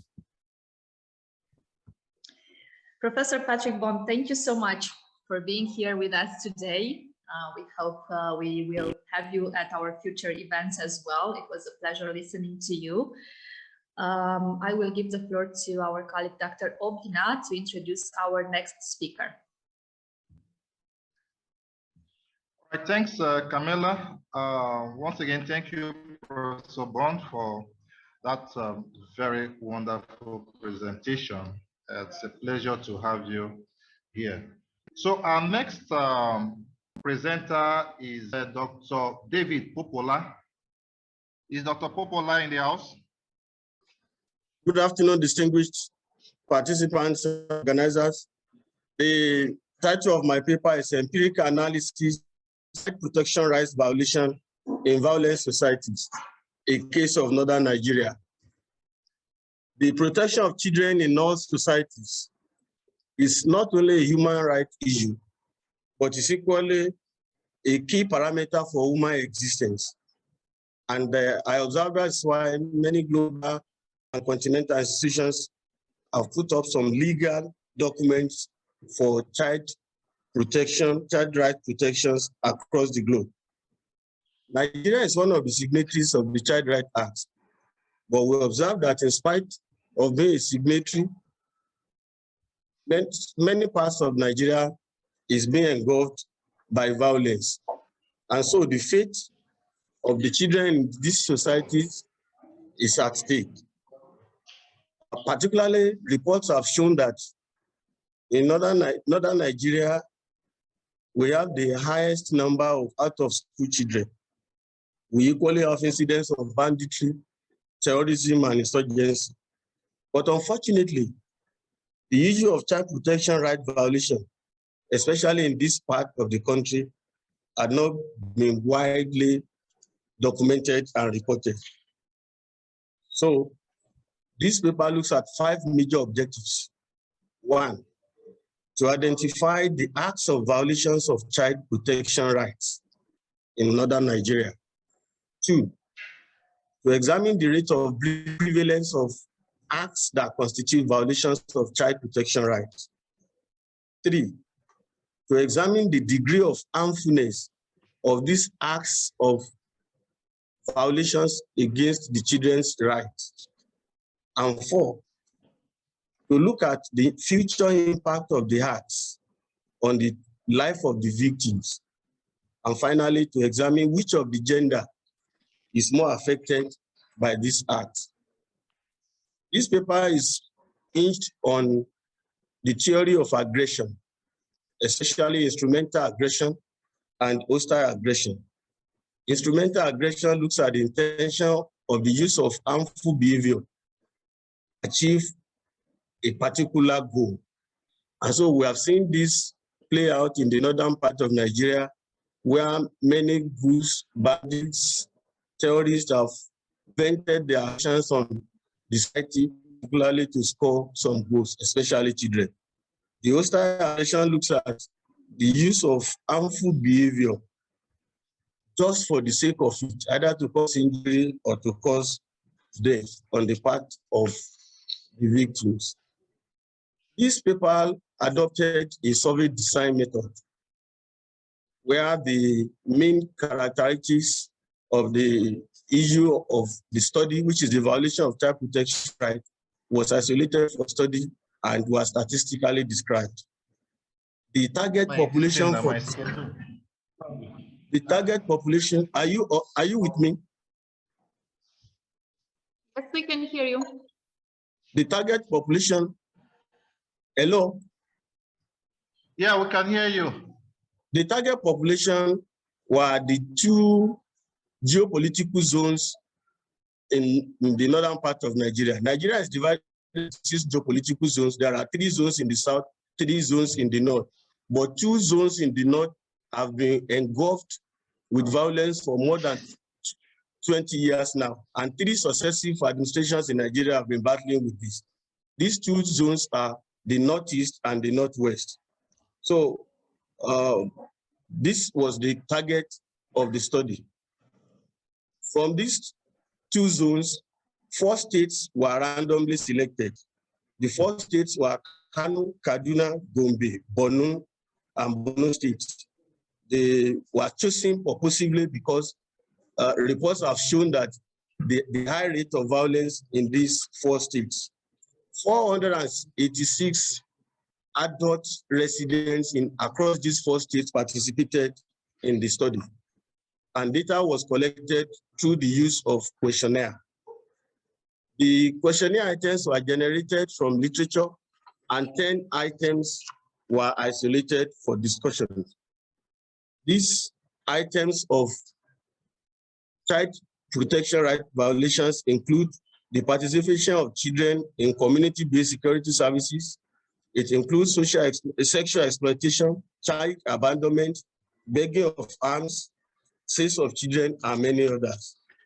The questionnaire was divided into 5 sections, with each section focusing on the different 5 main objectives of the study. Responses were gathered from the participants using a 4 and 3-point Likert format. And the data gathered from the study were analyzed using frequency distributions and percentages. Results.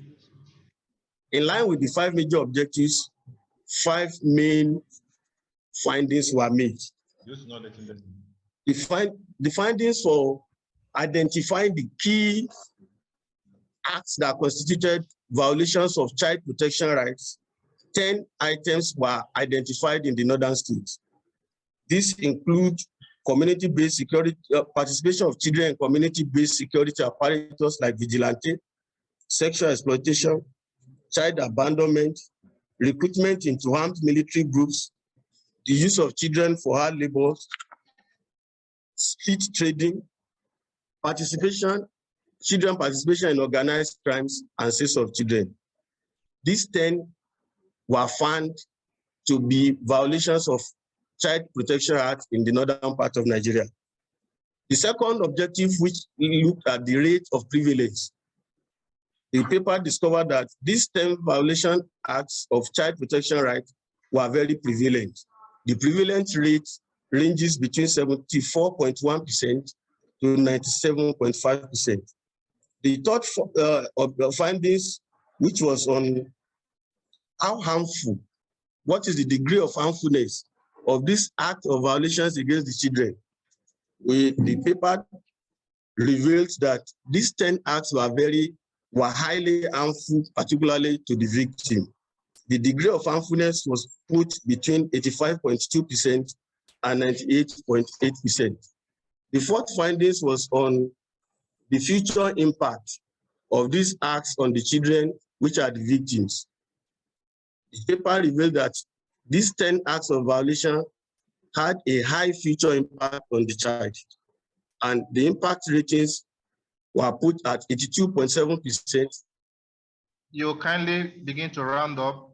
You have less than 2 minutes. So the paper therefore concludes that 1, there are occurrence and prevalence of child protection right violation in the northern part of Nigeria, and the negative impact of this were felt and recorded.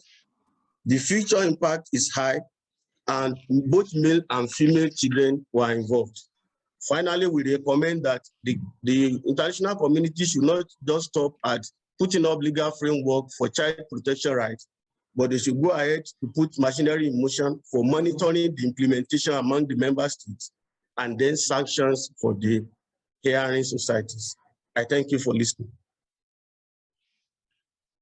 Right, thank you very much, Dr. Popola. Thank you very much. Okay, let's move over to the next, which is Makia Nongo. Yeah. And Alva James. I am Nongo Makia. I am presenting on violence-induced human rights violations in internally displaced persons camps in Benue State. We set out to investigate the human rights violations in the internally displaced persons camp created as a result of violence of Fulani herdsmen invasion. Now, the violence in the state actually started in 2013. That is the kind of violence that gave us the internally displaced persons camp. And each year has recorded some form of attacks. In fact, from that 2013, 8 attacks were recorded, 190 persons were killed, 6,000 displaced. 2014, 15 attacks were recorded, and 209 were killed, And 2015, 6 attacks were recorded continuously in all the succeeding years till 2021. In fact, I must have to confess here that these records could not capture every death, every attack that was actually carried out. But I have to make do with the available record. So these attacks created 27 internally displaced camps in the state. And it was in this camp that we set out to investigate human rights abuses or violations. And the discovery was very terrible. We find out that there were several violations. In the area of education, there were violations. Children that were inhabited in the camps, there was no school for them. And we know that in the Human Rights Declaration by the UN in 1948, they specified that the elementary school should be free for all the children. This is not so. In fact, the total number of 4,199 children from the camps visited, we just sampled 3 camps and we visited them. So the total number of these children were completely out of school. There was no school in and around the camps where they could be taught formally. There was nothing like that.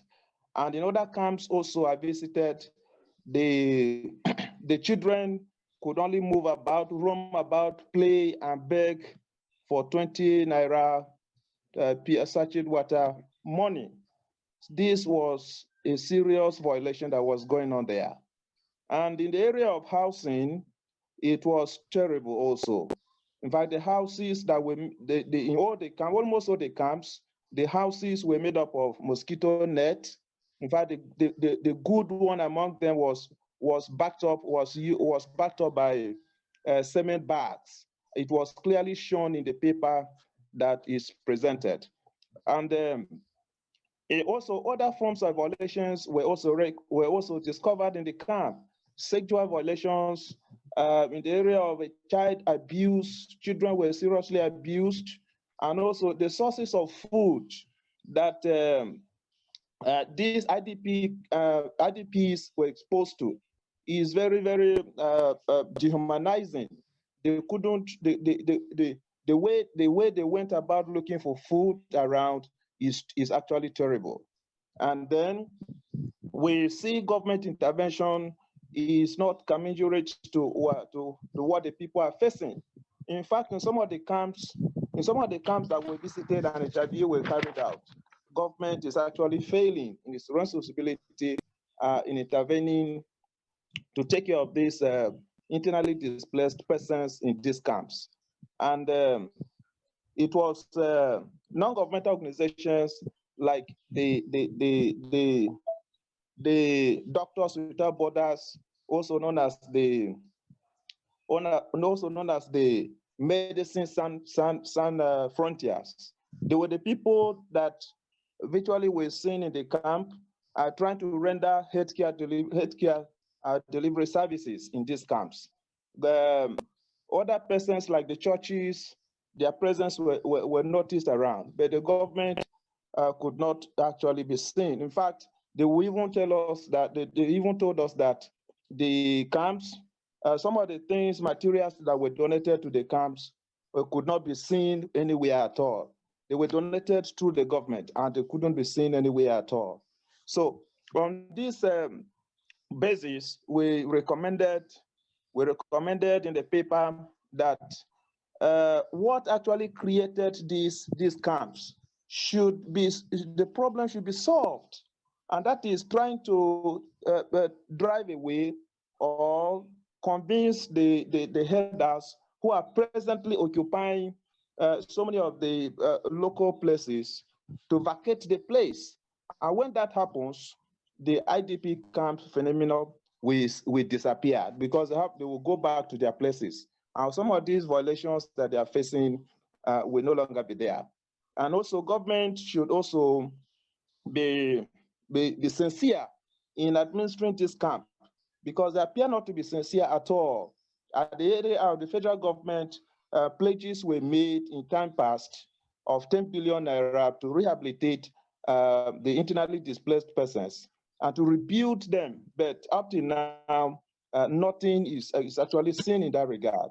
The state government, in like manner, is not said to be sincere in administering the camps that their presence is felt. So many other camps, their presence is not there at all. They call it unofficial camps. And so we want the government to take on the responsibility of making sure that the camps are covered with their presence and they are properly and transparently administering the camps.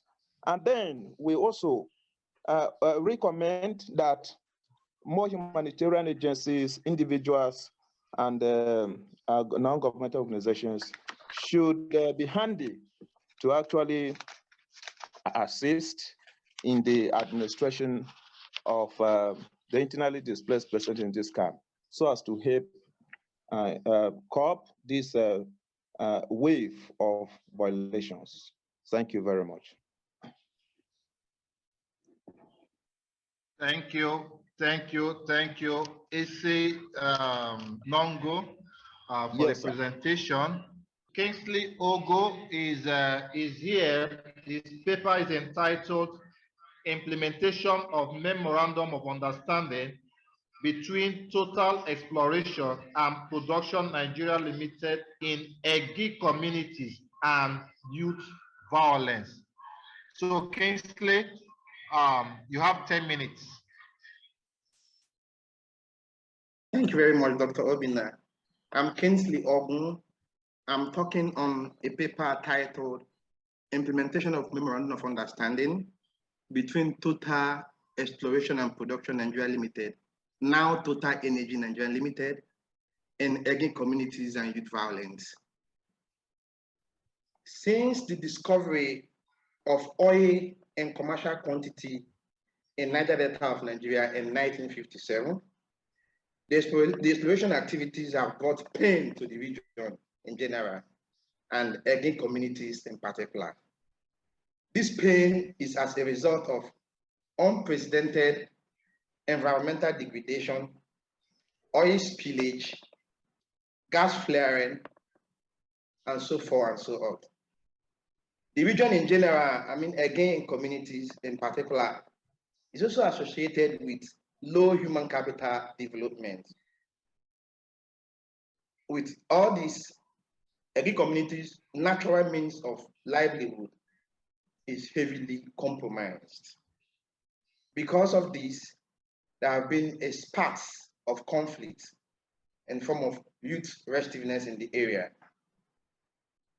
The company, the oil producing company Total, the oil exploration company Total, in a bid to limit or mitigate this effort, this youth violence, are resorted to corporate social responsibility.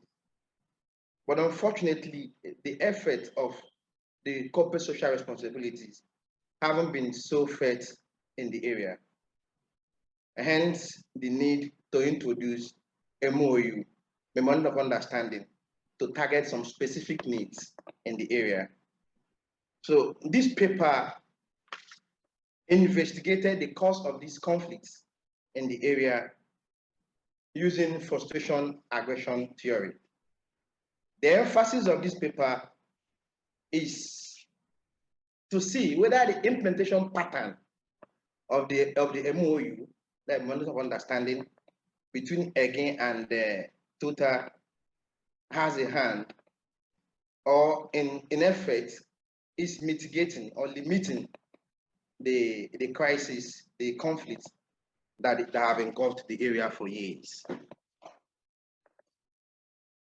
Then I choose frustration aggression theory to be guided as a theory to be guided in course of my investigation because of the key assumption of the theory, which argues that people resort to violence, to aggression because of unmet goals. I also did a comprehensive literature review to the extent that I was privileged to look at what different authors have said about MOU concepts, that is Memorandum of Understanding concepts, youth, conflicts, and so on and so forth. The methodology adopted in course of this investigation is a qualitative method of data analysis, data collection and data analysis, with heavy reliance on secondary data. Results and discussion. From the study, I discovered that because of the marginalization, because of the unmet needs of the youth in that area, the conflicts, the crises that have engulfed the area have evolved ranging from road blockades, protests, demonstration, disruption and stoppage of operation, closure of oil facilities, vandalization, and destruction of oil facilities.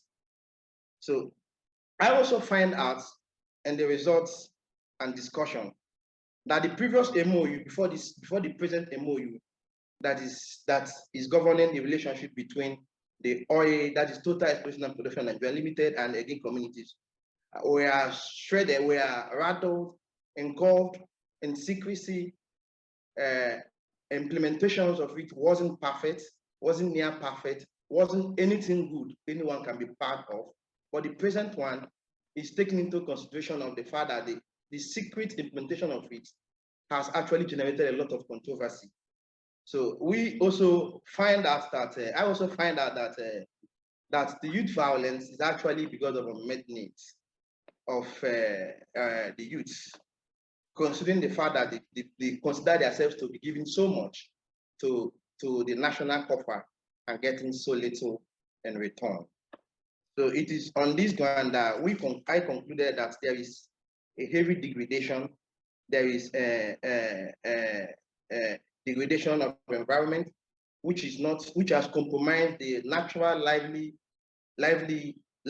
of the people, and therefore there is need for stakeholders to be involved to participate fully in ensuring in coming up with a better memorandum of understanding in future. My study recommended that Total Exploration and Production Nigeria Limited should partner with every stakeholders, especially the youth, because we found out that the people, other stakeholders hijacked the MOU itself and also the implementation process, leaving the youth blank, leaving the youth not much involved. So it is our submission, it is our recommendation that the youth, which constitutes not less than 72% of the region of gay communities, be involved in times of conceptualization, in times of composition of the MOU, in times of also implementation. Then implementation is, I also recommend that the Nigerian government should, as a matter of urgency, ensure that compensations are paid to the host communities because of the level of environmental degradation found in this area. Thank you. We take the next presentation, and that's from Alexander Subai from Ibn University. The topic is Elements of Political Will and Transnational Cooperation on Counter-Terrorism Operations in the West African Sub-Region. So, Dr. Alexander, the floor is yours. You'll speak to us for 10 minutes, or that 8 minutes will signal you. Thank you so much. My name is Alexander Suba. I'm from Italy, and I'll be presenting a paper on the element of political will and transnational cooperation on counter-terrorism operations in West Africa sovereign, analysis for a rethink in Nigeria and Niger Republic. The world has significantly changed over the past 5 decades, and the pace of change is conspicuously unmatched in history, especially looking at factors like economic growth, regime elongation in developing countries, terrorism, climate and technological evolution, amongst others. All of these brings additional variables in the equation of state security, thus making its scope much broader. For instance, in today's world, countering the activities of terrorist organizations has been one of the major challenges confronting ECOWAS member states. This is for the fact that terrorism remains a major threat to the growth and development of the region. This was necessitated by the significant increase of Nigeria's defense budget. Its annual budget was around $1.9 billion before it rose to $2.04 billion, second to South Africa's $3.63 billion, making it the top 2 military spenders in sub-Saharan Africa. Not only that, in 2019, Nigeria's parliament increased the defense budget from $24.4 billion to $29 billion. More closely, Nigeria's defense allocation is higher than the budget of some ECOWAS member state defense or military operations put together. For instance, Niger Republic defense allocation is less than $490 million. Chad is about $244 million. Benin Republic is about $466 million, and Cameroon $244 million respectively. Regrettably, Niger Republic, amidst this significant increase, both in allocation and expenditure, why are the outcomes so poor? For instance, in Africa, the economic cost of terrorism in 2016 was about $15.5 billion. Quickly, I'll take a look at the havoc done by Boko Haram group. Globally, the Islamic Boko Haram is ranked the second deadliest and the most ferocious terrorist group in 2019, and deadliest in sub-Saharan Africa before its annihilation in 2021. This group was responsible for thousands of deaths throughout the Lake Chad Basin of West Africa. It carried out over 37,500 related deaths since 2011, mainly in Nigeria and some part of Niger Republic, especially in common spaces. The stench of terrorist activities in West Africa directly impedes on the economy, as rightly reported by the United Nations Development Programme in 2019. However, most national governments, regional blocs, and international organizations have heightened their responses to transnational terrorism through the conduct of a threat assessment of varying crime. These measures have addressed the state of the crime, undermining its impact, thus looking less at why it's parallel and along a specific path. This is the case with regional blocs such as ECOWAS, with an estimated population of over 400 million people, which is about 5.36% of global population, formed in 1975 and consists of 16 member states. However, the region has been unable to unbundle its potential for development and investment destination, regardless of its natural resource endowment. Thus, given the global view of terrorism, our ECOWAS member states in its regional security framework of counterterrorism to muster the political will and transnational cooperation needed to stem the operations of terrorism. In this study, 3 variables are implicated and examined on regional counterterrorism operations, and they are political will, transnational cooperation, and counterterrorism. However, the theory adopted complex adaptive system. This theory can be traced to the mid-1980s with the emergence of Science Institute, a New Mexico think tank formed by former members of Los Alamos National Laboratory. The importance of adding this theory to the study is that it offers a paradigm for a sub-regional framework, which we can easily propound each that confine ECOWAS from traditional view. Now, I quickly move to the materials and mentors. The law enforcement agencies responsible for transnational crime management in ECOWAS sub-region constitute the population of study, and they are employees from National Agency for the Prohibition Against Trafficking in Persons, that's NAPTI in Nigeria, National Drug and Law Enforcement Agency, that's NDLA, Nigerian Immigration Service, DSS, Interpol, Regional Security Department in ECOWAS headquarters, and EUCAP, from which 2% of the entire personnel population of agencies, 1,054, was selected for the study. 1 person each was selected from the director and deputy directors scattered across the 4 agencies, NDNA, NIS, DSS, and NAPCA, and 1 senior director each from Interpol, ECOWAS, and EUCA. Cross-sectional descriptive survey was used for the study, and this allows for examination of various characteristics in the sample selected for the study. Again, quantitative instrument was used for data collection, and this consists of social demographic and items measuring the disposition of the participant on issues of political will, transnational cooperation, and counterterrorism.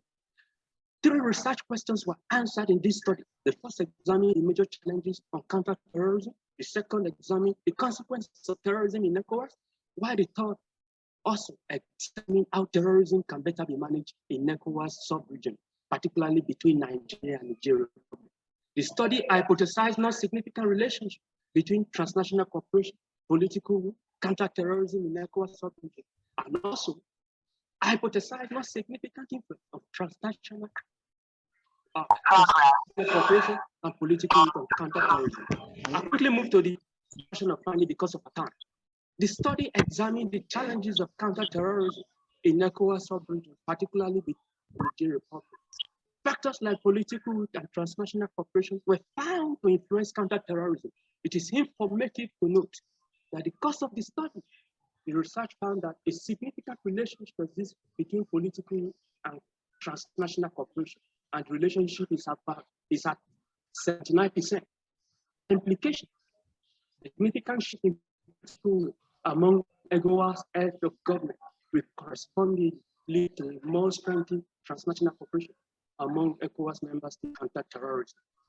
Similarly, where there is weak legislative and constitutional framework, there is no amount of political will that can change or positively influence counterterrorism. In spite of this, it is instructive to know that Interview with 2 lamented the level of political will of the commander-in-chief and armed forces, particularly between Nigeria and Nigeria Republic. Unfortunately, a country like Nigeria or Niger lacks the funding capacity to procure modern technological devices, which is part of the factors that builds or makes up political we are talking about. For instance, at the Interpol level, so many countries within ECOWAS sub-region find it difficult to pay Interpol dues, and inadvertently, this may impede on counterinsurgency of terrorism, rather. Efforts coupled with as they are facilitators and enablers of transnational terrorism. Worthy of mention, hypothesis 2 predicted a not significant influence between political will and transnational cooperation on counter-terrorism.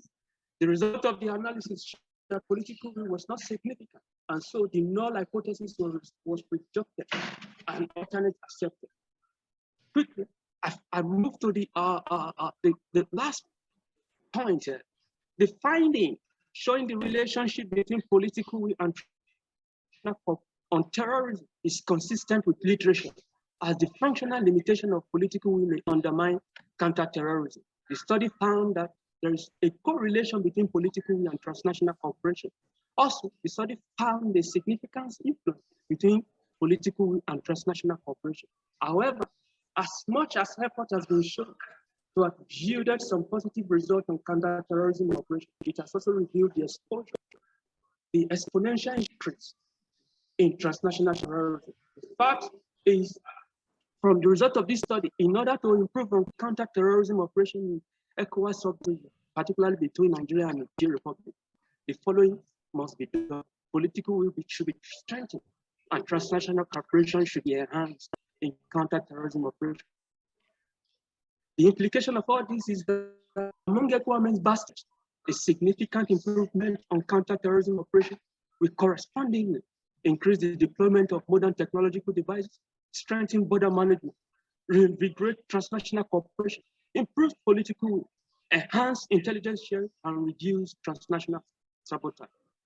It will also reveal how much of the impact of each of variables that should be strengthened and reduced on counterterrorism operation in the sub-region, particularly between Nigeria and Nigeria. Thank you for listening. All right, thank you, Alexander. Okay, thank you, Martin. Are there any more questions or remarks for our colleague?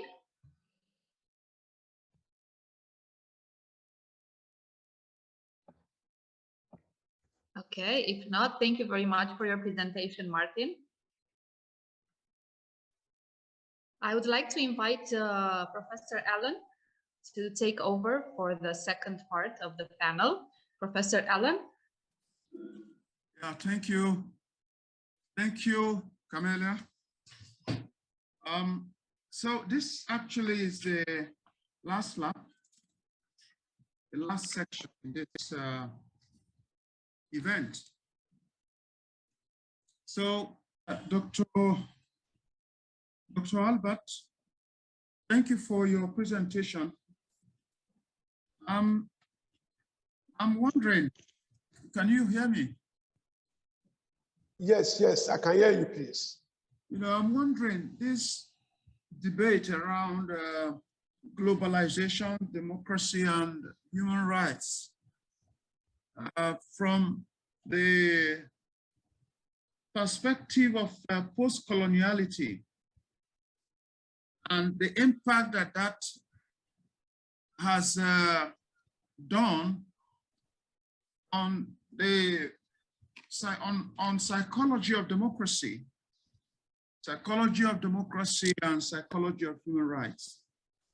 I'm wondering, when you look at the African situation, look at the fact that in the post-colonial state of Africa, many African countries, African leaders in legislative, executive, and judicial wings of government, even the civil society, have continued to prefer Western models of political institutions in the guise of democracy. But the question is, has that helped Africa? When you look at the state of political development of African countries, and you're asking the question of how Western models of political practices have helped to shape development positively on the continent. Do you think that globalization in this regard has been a positive factor, so to say, when it comes to democratization and human rights on the continent? Thank you, Dr. Allen. Thank you for a very important question. I think globalization has some impact on African development, but Africa and Africans are their own enemies. We create problems for ourselves. Our problem is not with the Western model. The problem is over-dependency on the Western model. We have our own set of crises. The only thing is that we have to delink our economies. Majority of African countries are over-dependent on the ex-white colonial masters for survival, especially for foreign aid, for foreign assistance. We need to delink our economy. We need to free our economies. Majority of the African states have only attained political independence, not economic independence. Our problem is inward. Thank you so much. So we will move to the next paper. Rabiu, are you here? Yes, sir. Okay, please, Rabiu, go ahead. Please, you can have the floor. Okay, sir. Thank you. Good afternoon, all. Thank you very much. I'm presenting on banditry and kidnapping in the northwest Nigeria, implications on child education.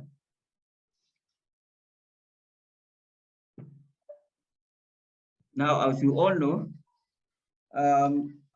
since the return of Nigeria to civilian rule in 1999, the country is grappling with a number of security challenges. In the northwest, in the northeast, the country has been battling with Islamic fundamentalist group, which is popularly known as Boko Haram, since in the last 1 decade. The country is also struggling to contain militancy and insurgency in the Niger Delta, the oil-rich region, successionist threats in the north, southeast, and of course, now the emerging succession also from the southwest. Other security challenges confronting Nigeria includes farmers and herders clashes, particularly in the north central and some part of southwest. But one of the serious security challenges today also, which has emerged and threatening the security and survival of Nigeria, is the issue of armed banditry and kidnapping. Of course, as we all know, the history of kidnapping in the modern Nigeria started as far back as 2000, early 2000, when we have the militancy in the Niger Delta actually protesting the exploitation of the resources and of course neglect on the part of the states. But as I said, the issue of armed banditry and kidnapping is a national issue, but it has a regional dimension. Northwest region is the hotbed of armed banditry since 2011. It started in Zamfara, which is also part of the 7 northwestern states. And this armed banditry involves in kidnapping, cattle rustling, raping, exploitation of resources, including farmland. Now, most of the literature, most of the studies focuses more on the effects or impact of this armed banditry, either on the economy, how it is told, traveling, and so other social relations. And of course, it is effect on the security, national security. Now, the effect of armed banditry, but in particular on schools and education sector in the Northwest, has not been well interrogated. A data report by the Bitcoin consultant agents shows that from January to June this year, 2021, there was more than 2,000 cases, incidents of kidnapping in Nigeria. And 52% out of this happens in the Northwest. And of course, within the Northwest, the data also shows that about 30% of the cases of kidnapping in the Northwest happens in the schools. And that is why that is what this paper tries to actually interrogate, how the armed banditry and kidnapping affects the child education in the region. Now, as banditry is a criminal activity which involves the use of force or threat of force by an armed group to intimidate a person or group of persons with the intent to rob, kill, or rob that person. While kidnapping is a forceful taking or capture of persons or group of persons in order to attain a goal, especially what we have seen now in the Northwest, kidnapping has become a business venture. So the intent is to kidnap in order to get ransom. before the release of the person. Now, this paper is anchored on state fragility theory. Of course, the term was popularized by donor agencies and countries to engage in order to tailor their interventions. And it basically assumes that a fragile state are considered fragile when it fails to perform the core functions necessary to meet the citizens' basic needs, including their protections from violence. And that is why I feel that this theory can be used to explain the armed banditry in Nigeria. As it is, the Nigerian state has failed to guarantee the core functions of maintaining the lives and property of people across different parts of the countries, but in particular in the Northwest region. This is evident looking at the proliferations of armed non-state groups, what we popularly call vigilantes, coming up to defend, to provide protection for their communities. Now, the paper also talked about the factors responsible for the sustenance of this armed banditry in the Northwest. As I said, it emerged, the modern banditry started in 2011 in Zamfara State. And after now, the problem continues. Now, there are so many factors responsible for that. These factors, they cut across individuals, states, regional, and of course, global factors. But I briefly talk about some of these factors include, one, lack of education. As of course, some of the presenters pointed out here today, Northwest in one of the regions, which is lagged behind in terms of education. And at the same time, the other factor, which is also connected to this, is poverty. The region is also known to have the highest number of poverty in the region, in the country. Other contributing factors are porous border. As we all know, the Northwest has a large territory stretching from Palgore in Kano down to Sokoto and Kebbi states. And that has made it very difficult for Nigerian security to police the area.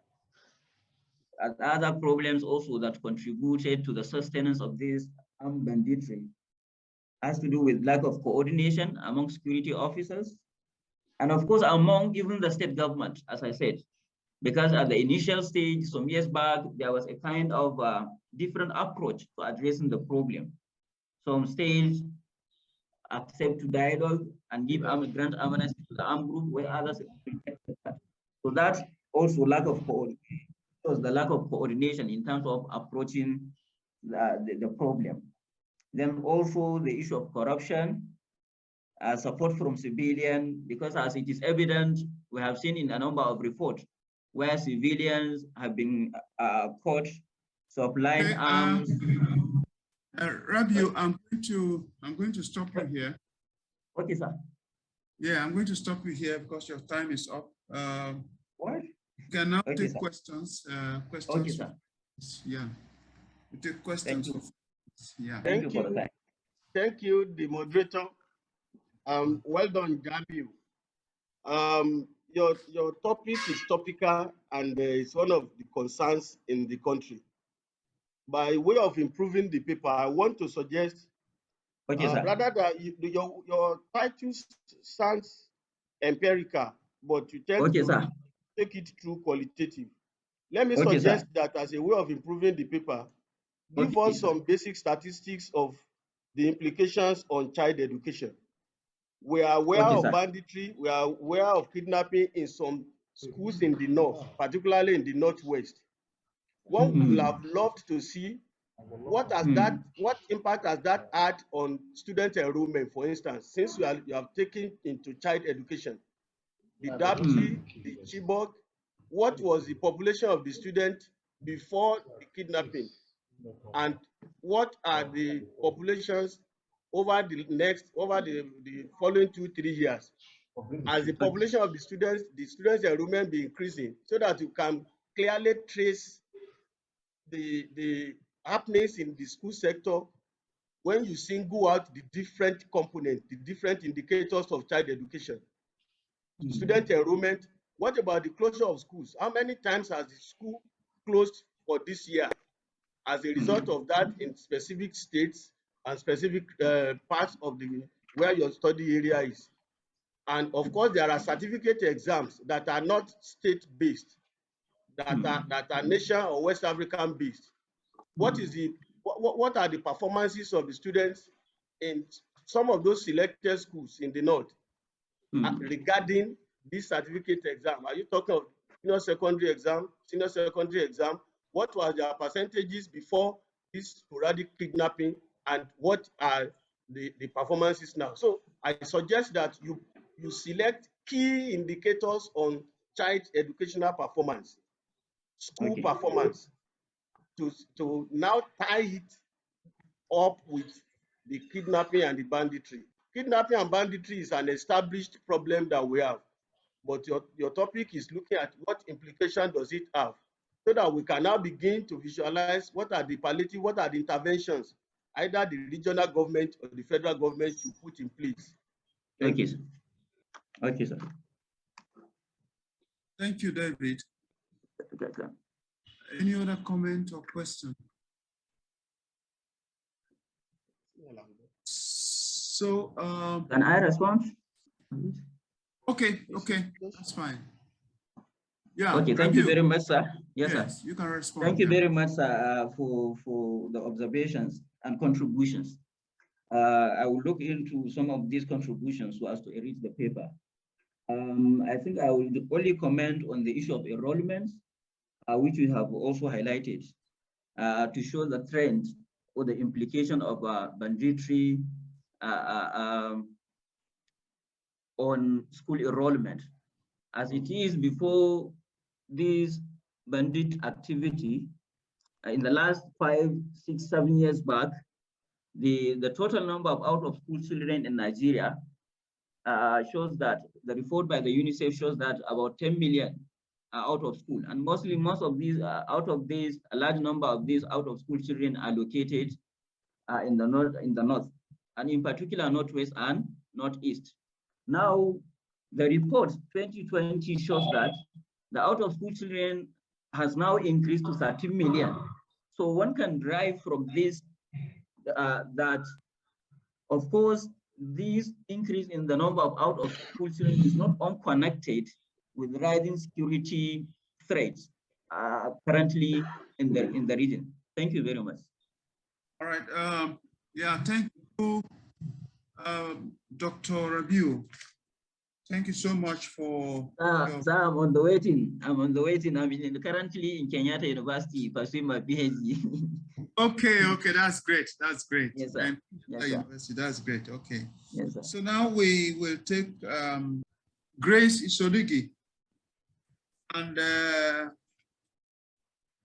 Dr. Kiali. Yes, I'm here. Okay, please. The floor is open for you. Can you hear me? Yes, good afternoon, all. I'm here to present a paper on women and conflict management in a patriarchal society, the case of John Kramer. John Kramer is located. Can you hear me? Hello? Yeah, we can hear you. Yeah, we can hear you. Okay, John Kramer is located in Ahoda West, local government area of Rivers State in Nigeria. So this paper is presented on behalf of Dr. Kiale Yanana, my supervisor, and myself. This paper examines the role of women in conflict management in John Kramer. Conflict is a part of society, and this is unquestionable. And the causes of conflicts are numerous in society. Some could arise from the pursuit of basic needs, and many more. And this conflict is inevitable because resources are scarce, and people are trying to ensure that they gather or acquire the scarce resources. Since conflicts do not discriminate against age or educational status, marital status, and even gender, it means that there's a need for all to be involved in managing conflicts or preventing conflicts. It's we know that the African society see men as the head of the home, and thereby most times they take the lead whenever there are conflicts. But despite that, we need to know that the women also have roles to play, because they are the first involved when it comes to conflict management, because of the role they play in child care and child nurture. This paper adopted the theory of patriarchy as its theoretical framework. Women have innate abilities and they need to be harnessed to ensure that peace is established in society. So this study essentially is trying to outline whether the women of John Kramer are involved in conflict management, and also whether they have specific roles to play in the management of conflicts in John Kramer. Methodology. The paper covers the 4 John Kramer communities. John Kramer is made up of 4 villages. They are the Ususu community, popularly called JK1. We also have the Sua community, JK2, the Odawu community, JK3, and the Edagbere community, JK4. They are all part of the Ngene clan of the Ahoda West local government area. The occupation of the people of John Kramer are essentially farming, fishing, boat carving, trap making, and minor trading activities. The sampling technique used in eliciting data for this study were 2. The study used the purposive sampling method or technique and the quota sampling technique or method. These were essential because of the nature of the study. And also the technique used in data analysis for the study were just simple statistics and focus and content analysis. The method of data collection for this study actually were 2. The questionnaire method was used in eliciting information, and also the focus group discussion was organized in one of the communities in John Kramer. The questionnaire was administered to a certain percentage of the population, especially in fact, the study chose the literate, young and mature adults of the community because of the nature of the study, which needed to address the roles women play in conflict management in that community. And then the study also is a focus group discussion where participants were invited from the 4 villages of John Kramer. This study was very, very gender sensitive in nature. The questionnaires distributed the number of questionnaires distributed were equal for both male and female. And also the focus group discussion, the participants were 8 in number from the 4 villages, 2 from each of the communities in John Kramer, 1 male and 1 female, to elicit information for the data. Data collection, like I said, was essentially gender sensitive because of the topic involved. Several results were discovered from the study. One, the study revealed that the John Kramer community actually had conflicts. But what was the nature of the conflicts, or what were the types of conflicts? The first major type of conflict the John Kramer villages or communities have is a conflict for land acquisition. And naturally, because they are primarily farmers in nature, the occupation is primarily farming, there will definitely be a conflict in the need for land acquisition for the purpose of farming, for the purpose of trap setting for animals in the bush. Also, another conflict that was also the second conflict, major conflict the John Kramer people were experiencing as at the time of this study was chieftaincy tussle. This was so because some John Kramer communities like Edagbere, the JK4 community, they have an oil well. where Shell is operating. And then the chieftaincy stool attracts some palliatives, or will I say stipends, from that company, So there was another struggle, or another major conflict John Campbell were experiencing, as at the time of study, was a struggle for chieftaincy stool in that community. Also, the study observed that the John Campbell community, the conflicts in John Campbell were essentially non-violent in nature. Majority of them were non-violent in nature. John Campbell people were like peace-loving people in the community, and they preferred to use other dispute resolution mechanisms other than violence. Thirdly, the study also revealed that women were not represented in the communities or groups where disciplinary decisions were taken concerning conflict management because of the patriarchal nature of the society. The study also reveals that women may make contributions, but the final decisions lies with the men. Okay, this is where I will stop you. Let's take comments and questions, because the time is up. Let's take comments and questions.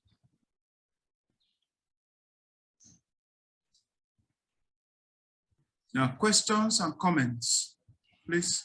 Okay, yeah, Prof, thanks for the contribution, for the presentation.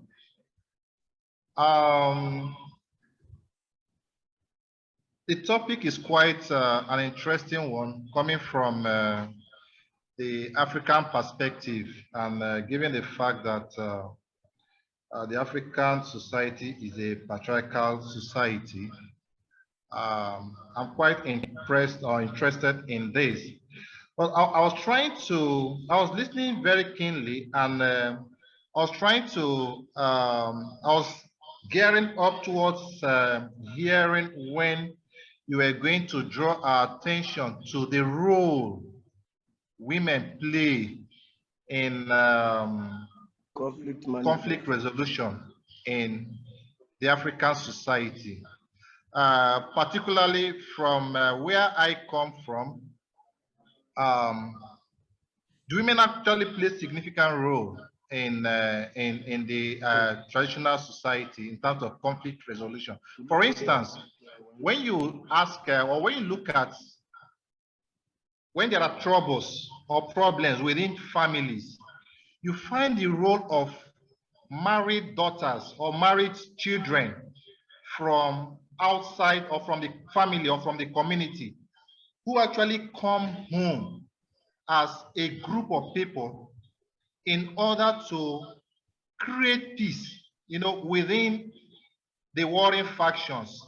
They actually appeal to their brothers, kith and kins, and all that. That's a significant role, women play in that kind of society. They actually put themselves in groups, and all that. Also, the wives too, as home builders and all that. When their husbands or their sons go to fight, go to war and all that, you see them. There are instances where as the men are going, they run after the men, hold them and all that. That is also part of peace building and conflict management, played by women. I am sure that you're pressed for time. I don't know if that's part of the presentation. And if not, I should be thinking that you also look at it from this perspective, particularly when you have those focus group discussions. You try to find out this, and then if you add this up to your work, I'm sure that it's going to strengthen the quality of the work. Thank you, Dr. Bina. Actually, your community is different from the community I studied.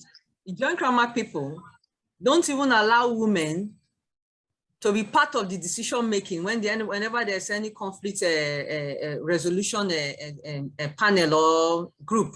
They were not allowed to be part of such decision making group.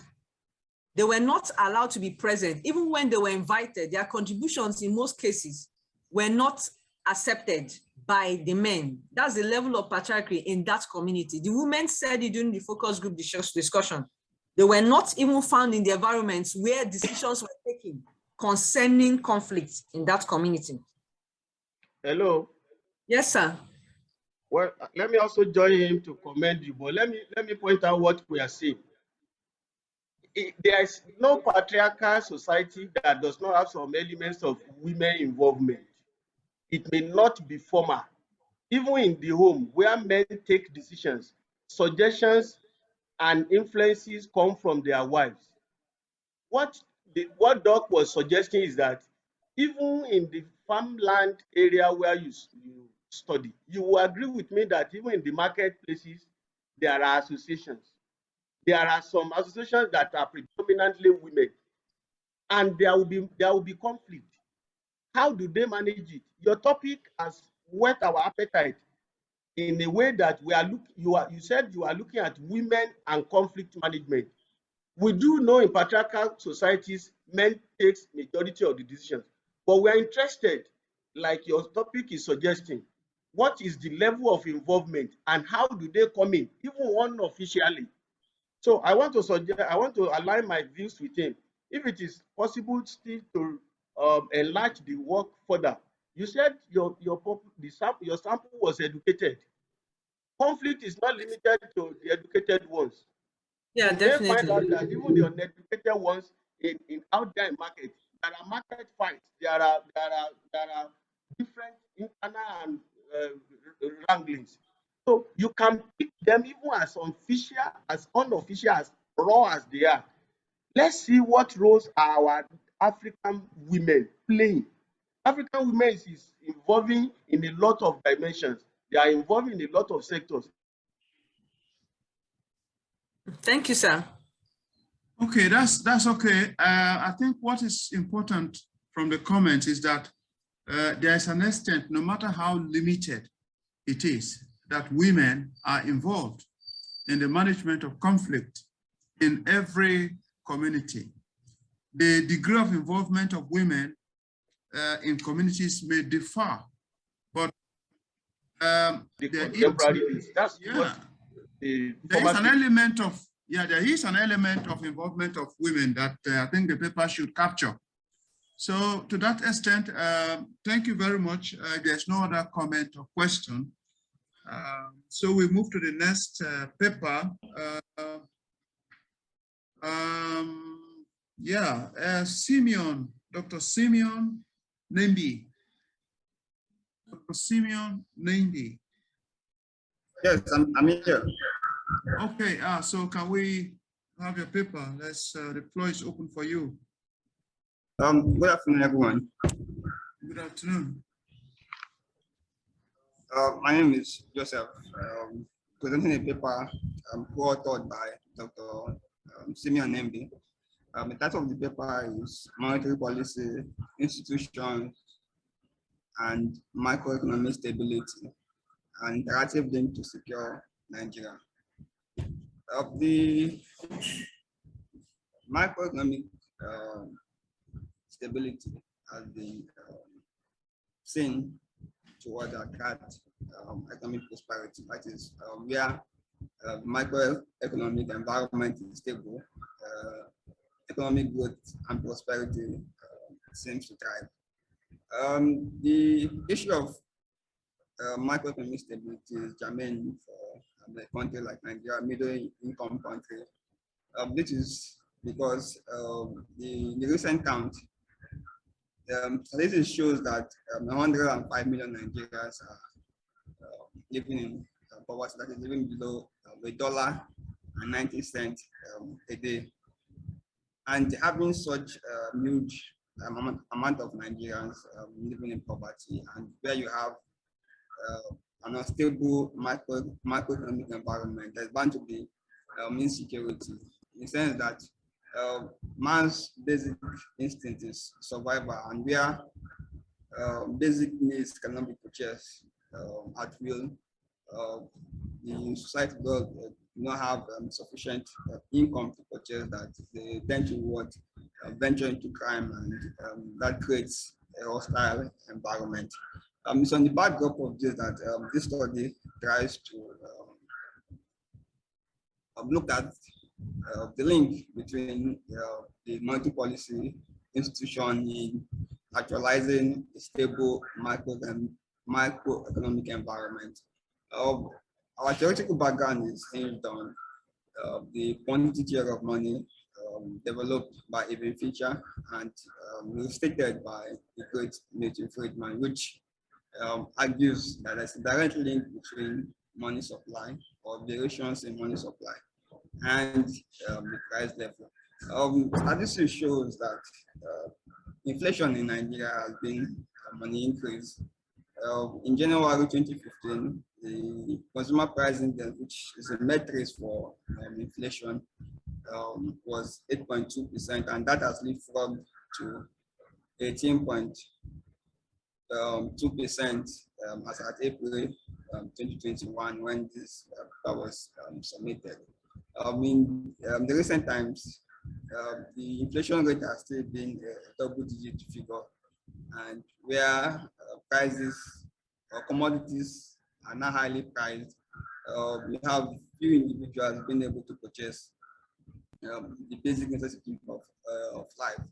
Our model, we followed the work of Ajibola 2016, and although Ajibola did not address the role of institutions in actualizing a stable microeconomic environment, this study does that, and also deviates in terms of methodology as we adopted the Toda Aimamoto Granja non-causality approach.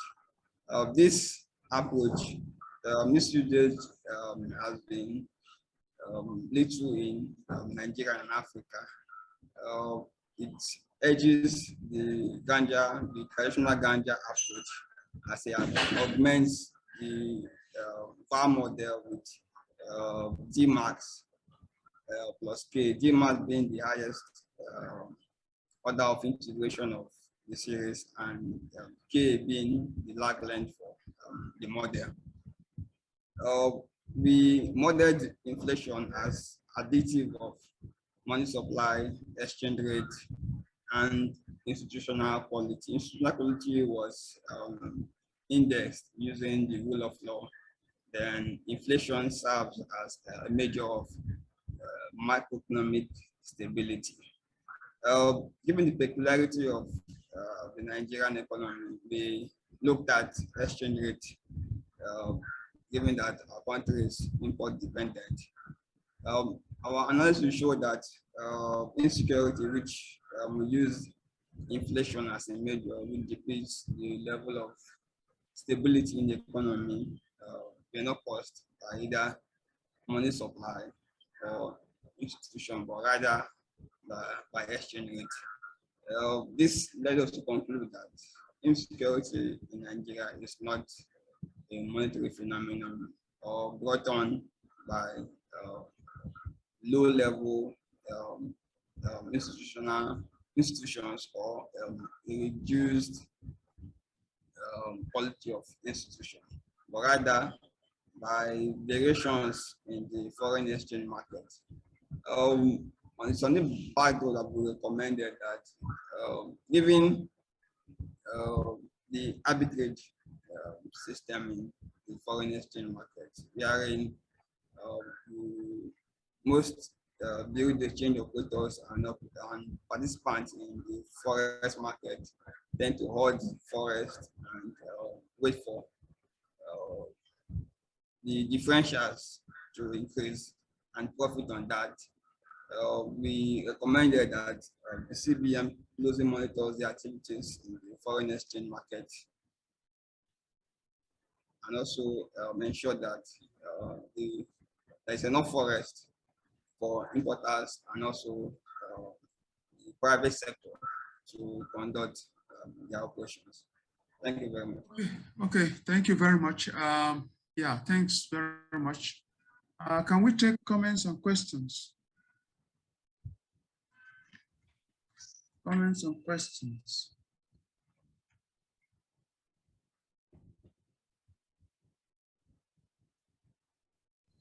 Yeah, comments and questions.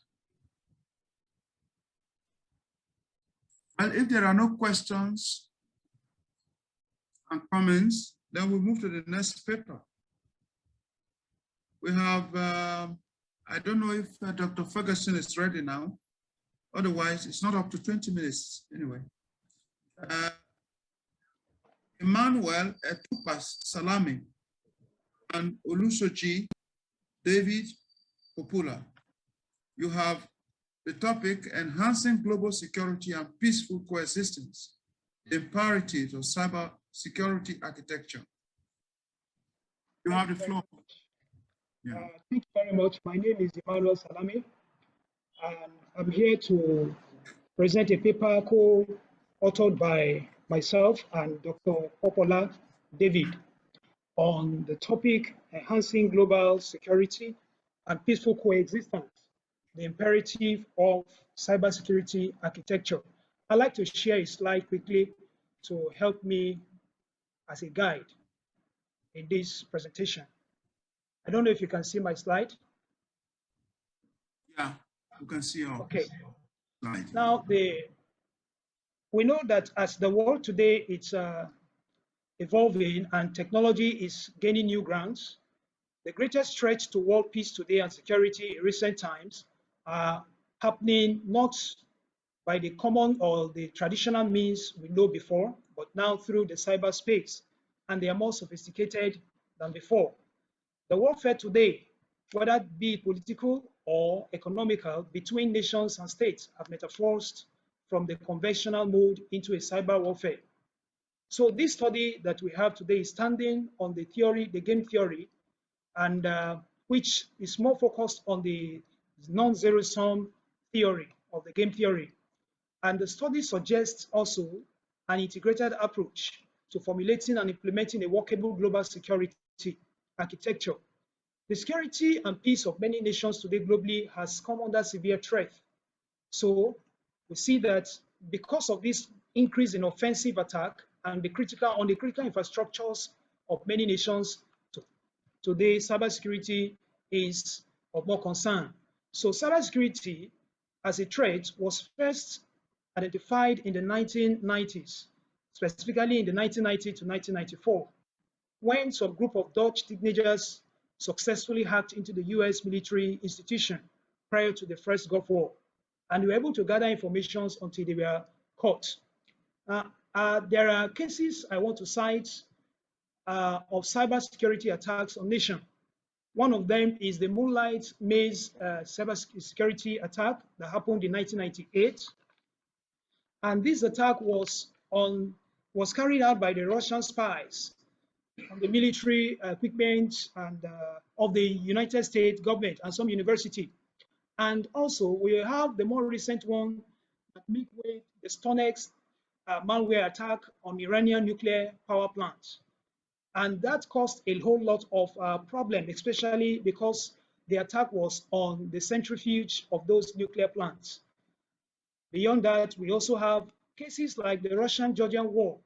Though it was more, we saw the traditional warfare adopted, but there were more to that particular war, which was more on the cyber aspect than the physical aspect. So the theoretical framework, the theoretical review or the framework upon which we build our research work is on the game theory.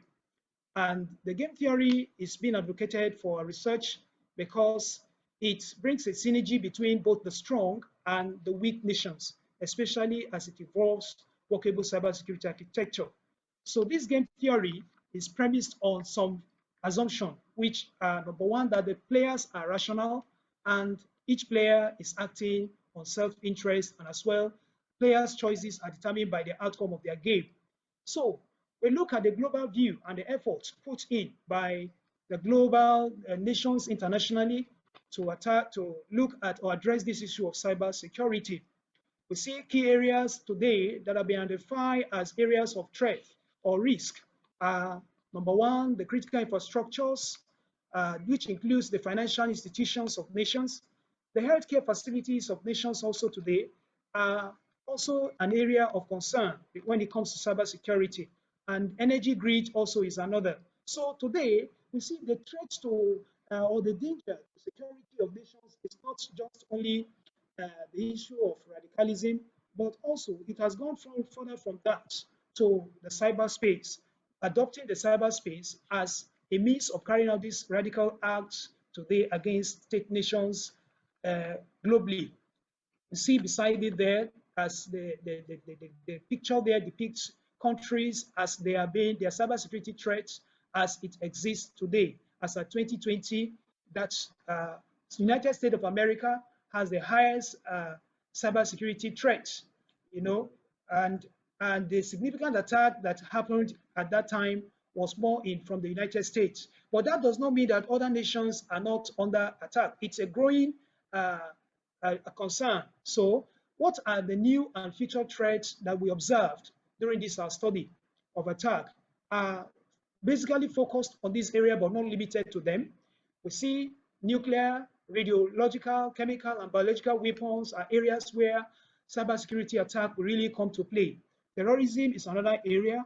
Economic and social threats will be another area that, if not carefully looked into, the cyberspace will become a platform which these attacks will be carried out through. Because the cyberspace today is a viable platform that many attacks are carried out today to threaten the peace of nations globally.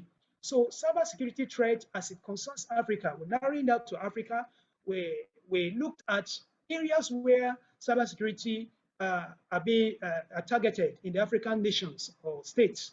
We discovered it is more on the financial sectors of the nations of in the continent of Africa. And here we have that we looked at so many of the countries, but South Africa, Kenya, and Nigeria, particularly, we are of more interest because they seem to have the highest cybersecurity attack, particularly in their financial sector. We saw ransomware attack of 24% in that period of 2021 from the report of africannews.com, and crypto miner malware also gained about 14% attacks were carried out through that means, and Trojan horses, which gained the highest attack, also was there. A review was carried out by this africannews.com channel to find out what are the issues that how far are African countries performing in terms of their cybersecurity architecture or the frameworks they are putting in place. And 5 pillars were used in that measurement. The 5 pillars we find here are the legal efforts, the organizational effort, the technical efforts, the cyber capacity efforts, and the cooperation efforts we are also looked into. And what we gathered from that is what you can see from the graph here, that only 3 nation states, countries rather, in Africa are doing fairly well in that regard. Others are still dragging behind, and we see that the cybersecurity architectural posture of Africa today, going by what we are seeing, makes the continent a very soft target for many cybersecurity attackers today, both internationally and regionally. The existing policies within this the African continent are best, I would say, they are disjointed. Why? Because there seem to be some kind of, like, there's no harmony in handling issues that have to do beyond, have to go beyond a particular state or a particular nation. So what solutions are we profiling for this problem? We say if we must achieve a global peace using cybersecurity as a measure today, we need to have a tripartite cybersecurity architectural framework that we put in place. And this tripartite architectural framework will have to do with both the international, the regional, and the national business corporate world as well, because they are key players in the whole scene. Then in conclusion, we make some kind of recommendations from our paper that we think are germane for government and states to look into also. One, that the United Nations, who is the international body that coordinates, things that have to do with security and peace, they need to take a decisive step in reviewing the existing security architecture with a focus on cybersecurity, as this has become a trending issue that will, to a great extent, affect the global security and peace of nations. And also, the game theory, which is focused more on the non-zero-sum game theory, aspect will be a very good option to apply in terms of developing a regional or an international cybersecurity architecture where the weaker nations are not being taken advantage of and the stronger nations do not see themselves as going to exploit the weaker nations. I'll stop you here. Thank you very much. I'll stop you here. Thank you so much. I'm just wondering, Yes. when you talk about cybersecurity architecture in context of Africa, considering the lack of indigenous technology, where Africa has to depend on technology provided by business entities, technological entities in the more advanced countries. How do you leverage technology? How do you address the threat of cyber insecurity with infrastructure where you see persistent dwindling of national income for countries, especially Nigeria in recent times? How do you specifically address, the issue of cyber insecurity? What can individuals do? I mean, at the very micro level of individual work. What can we do as individuals in our own corners where you see the government not doing enough, organizations not doing enough in terms of protecting us from cyber attacks? What can we do? Are there some suggestions at the individual micro level, apart from the recommendations you have made concerning what government should do? Are there things we can do individually without much spending, without looking for much money? Okay, thank you very much. Like you identified, you have clearly observed, it is really an issue because technology, in terms of technology, the African states are still really heavily dependent on the advanced countries for their technologies. But however, we know in that aspect that we can localize technologies, get these technologies, and probably customize those technologies to suit our own environment effectively. Then for the government not giving much or having a limitation in terms of financing technology or tools for security purpose, individuals on our own, we have experts and we have professionals in the African country who can come and partner together. When we create a partnership, within our small localities there, we will be able to come up with something that is first and foremost that is suitable for our own locality, and then we can extend it beyond that to either the regions, and then goes beyond that to the states and the nations also, that can also build or take advantage of what we have and build theirs from that. In the economic sector, interest is protected.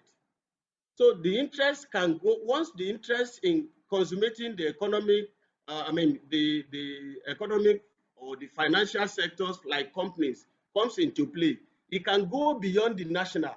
And so the share contributions of individual may not necessarily be in terms of naira and kobo or monetary. Some who are strong in the technology can make the contributions, and those who are, whichever area is the area of strength of an individual. So when these interests are now shared, profits are now shared, they are on the basis of the interest, not necessarily the nation they are standing for.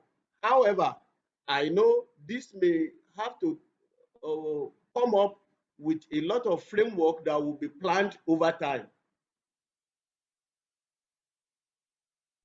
Thank you, David, for that contribution. Any other question or comment? Yeah. Yeah, Charles. Yeah. Thank you for your presentation. That was quite beautiful. I'm just wondering, you mentioned that the US is one of the most attacked countries that experience cyber attack across the world. You mentioned various attacks from Iran to other parts of the world. I'm wondering, in Africa, you mentioned being the most vulnerable. If these greater countries like Germany and the rest of the superpowers we have across the world, United States, the rest of them, are experiencing these attacks, do you think Africa, with the technology you're suggesting, do you think those technology can provide security for Africa or a safe haven for Africa? Because if the most powerful nations are still not able to track all of these attacks, some of these attacks, most of them still goes through, do you think Africa can pin its hope on technology to prevent cyber attack or cyber insecurity? Thank you very much, Mr. Charles. Yes, in terms of talking of the United States as the country that is most vulnerable for my statistics and the diagram I showed, there are specific areas where the US, the United States, seem to be more vulnerable, you know. And when we talk about global peace, and you're saying with looking at those and looking at Africa with its limitations, how can we then, any hope for us? Yes, there is a hope for us because, number one, we need to understand the areas where we have comparative advantage, and then we will build on that aspect by having a uniformed regional security architecture that will make it very, very easy for any security breach or attack to be traceable, and then that way we will be able to, at least to some extent, please let me say this, cybersecurity issues can never be completely eradicated. We can only to a great extent minimize the threats that it poses. And we think the best way to minimize that threat is when we all together, international and the regional bodies, come to an agreement with a framework that is implementable both internationally and regionally, and even in the national states, so that it can now become something that will mitigate to a great extent the level of impact that these threats can have to the peace and security of nations. Thank you, Mr. Salami. I think on that note, we have to move to the last paper. We have climate change and policy response in Nigeria. Climate change and policy response. Dr. Obina, you have the floor. Yeah, the title of my paper is Climate Change and Policy Response in Nigeria. And I wouldn't bore us with the technical position on climate change. We've all had from our lead speakers on the concept of climate change. But let me say that the issue of climate change has attracted global attention for so long a time. And both governments at global, national, and local levels have made frantic efforts to actually address issues that relate to climate change. Climate change related issues have brought about serious environmental problems in the society. And so this has preoccupied the attention of governments the world over. And the United Nations has took the lead, by actually bringing states together in order to forge a common front in addressing the global impact of climate change. And then with the formation or establishment of various organs, to actually address issues that have to do with climate change. But the focus of this study is on Nigeria, which is also a part and signatory to the United Nations framework on climate change, and having participated in climate change meetings and conferences including the last climate change conference that took place in Glasgow, Scotland, recently.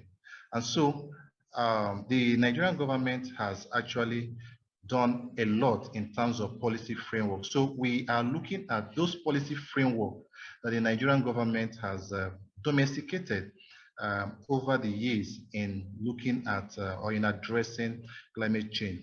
The study is actually qualitative, and so we derived data from secondary sources which are made available from documents and publications of various ministries, departments, and agencies of government in addressing climate change. And we observe that, yes, the Nigerian government, the policy response of Nigerian government has been both adaptive and mitigative too. They have ensured that, or the government has ensured that there are both mitigative measures and adaptive measures. Well, part of the issues is that there are so many climate change response strategies domiciled in various ministries, departments, and agencies, including legislations, from the government. In fact, recently the Nigerian government, the president signed the Climate Change Act as amended 2001 as part of policy response to climate change issue. But this paper actually looks at two response strategies or frameworks by the Nigerian government, and that is the National Policy on Climate Change of Nigeria and the Nigeria's National Adaptation Plan framework. Now, these frameworks or policy documents are domiciled in the Federal Ministry of Environment. Okay, the Nigerian National Policy on Climate Change policy is a strategic policy response to climate change by the federal government of Federal Ministry of Education, which aims at fostering low carbon and high growth economic development paths and build a climate resilient society through attainment of set targets. And what are these set targets? These set targets are also domiciled in the document. Now, we also have the projects funded with Nigeria's first sovereign green bond, which is also domiciled in the document. Okay, and then we found out that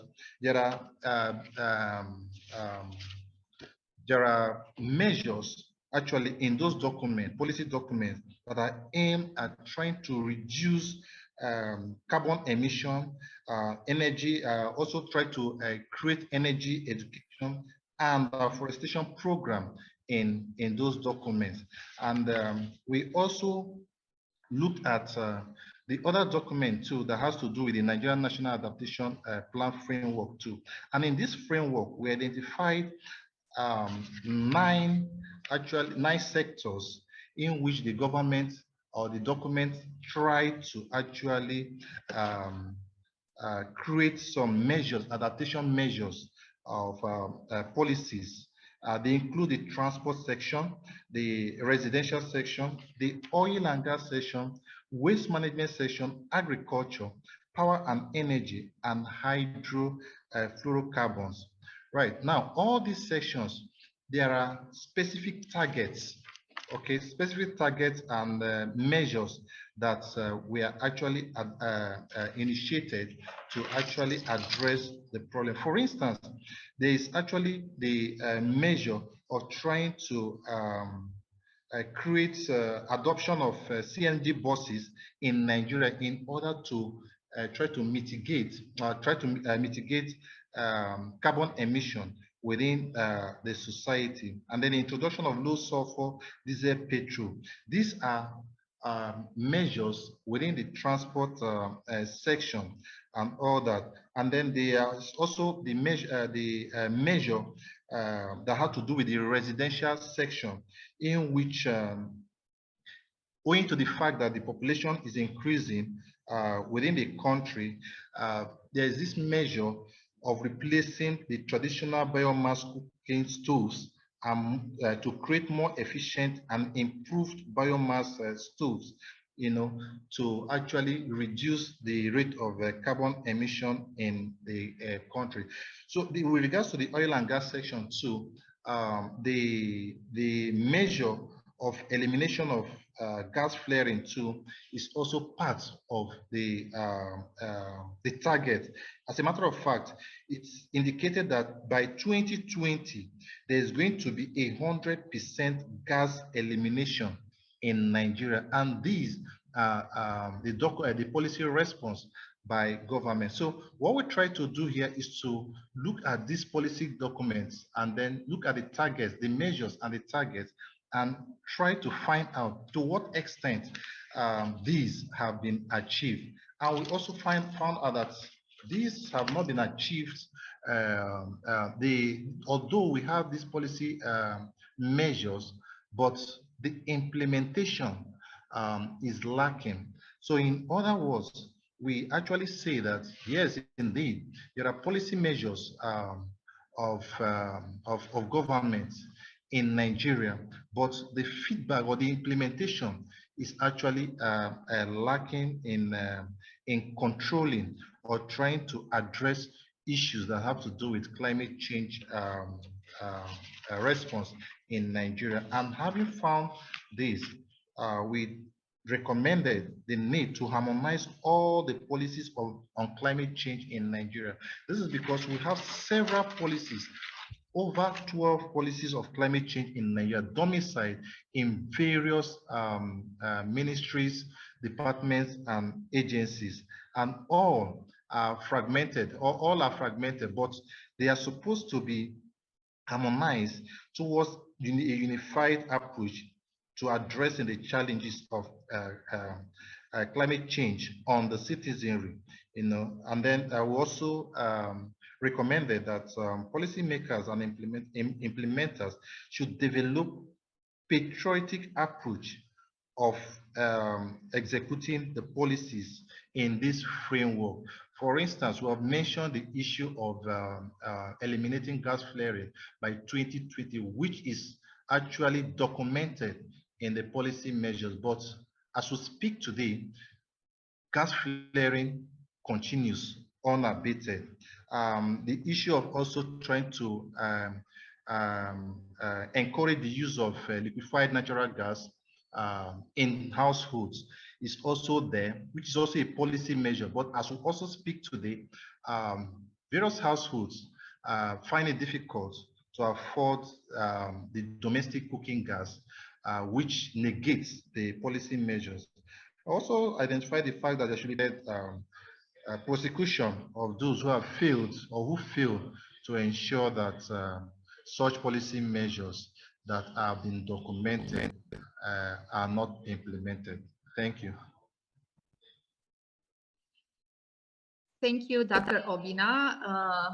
For the moment, Dr. Charles Rato will take over for the moderation part. Dr. Rato, are you with us? Thank you, Camelia. The floor is open now. If anyone have questions for Dr. Obina, if you have questions, please feel free to ask Dr. Obina. I have comments and questions to ask. Let me first comment Dr. Obina for his presentation, but I'm worried, particularly about policy, what I call policy somersault. A number of brilliant policies in Nigeria don't work beyond the tenure of those who made them. How do we ensure that these policies that are made are sustainable and are long-lasting? That's one. The second one has to do with many of the beneficiaries or the victims of climate change are private sectors, are not probably, or let me say, a fraction of the government agents, government or public people have a share, but the majority of the public are victims of this climate change, particularly the private sector. How much involvement of the private sector do we have in these policies? or are they going to end up like every other document that are produced by the civil servants or the government in place? So how much of the involvement of the private sector do we have?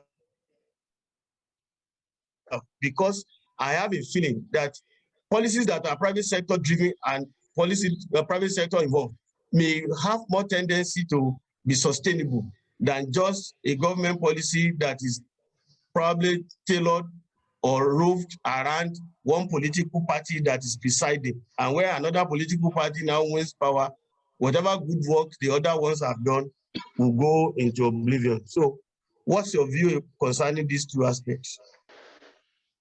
Okay, in the first place, most of our focus is on, from the regulatory perspective. It is the regulatory perspective that streamlines the other activities of stakeholders, in the efforts to actually address issues that have to do with climate change.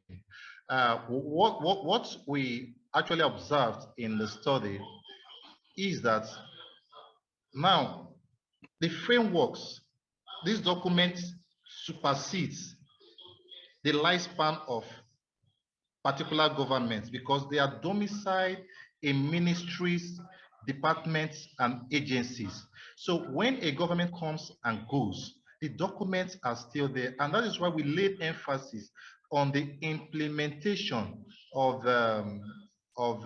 these policies, because it is when a government leaves, the people who are supposed to implement these policies are still there. So the implementation is actually key to addressing climate change measures, and then in those documents too, there are also aspects that have to do with the private sector. For instance, when you talk about gas flaring, it is not the government that flares gas, it is the private sector, the oil and gas industries, the exploration companies that flare the gas. And so our focus is based on the fact that the government lacks the moral or the political will to actually execute this. For instance, it's documented in black and white that by 2020, there is going to be 100% elimination of gas flaring. You and I know that over time, the issue of gas flaring, the date of the elimination of gas flaring has... Well, Dr. Obina, thanks very much. We will have to stop. Yeah, we will have to stop you here. Hello, can you hear me? Hello? Yeah, I can hear you. Yeah, I'm so sorry. My system became frozen and I couldn't use the mouse. Yes, I can hear you, Prof. Yeah. So, but let me quickly say this. I was very happy when you said that the government's strategy or policy response is domiciled in the policy document. Maybe you didn't understand the real significance of that statement. The government has been very slow to responding to climate change issues. And even when the government started responding, they came up with a policy document that emanated from the Ministry of Environment.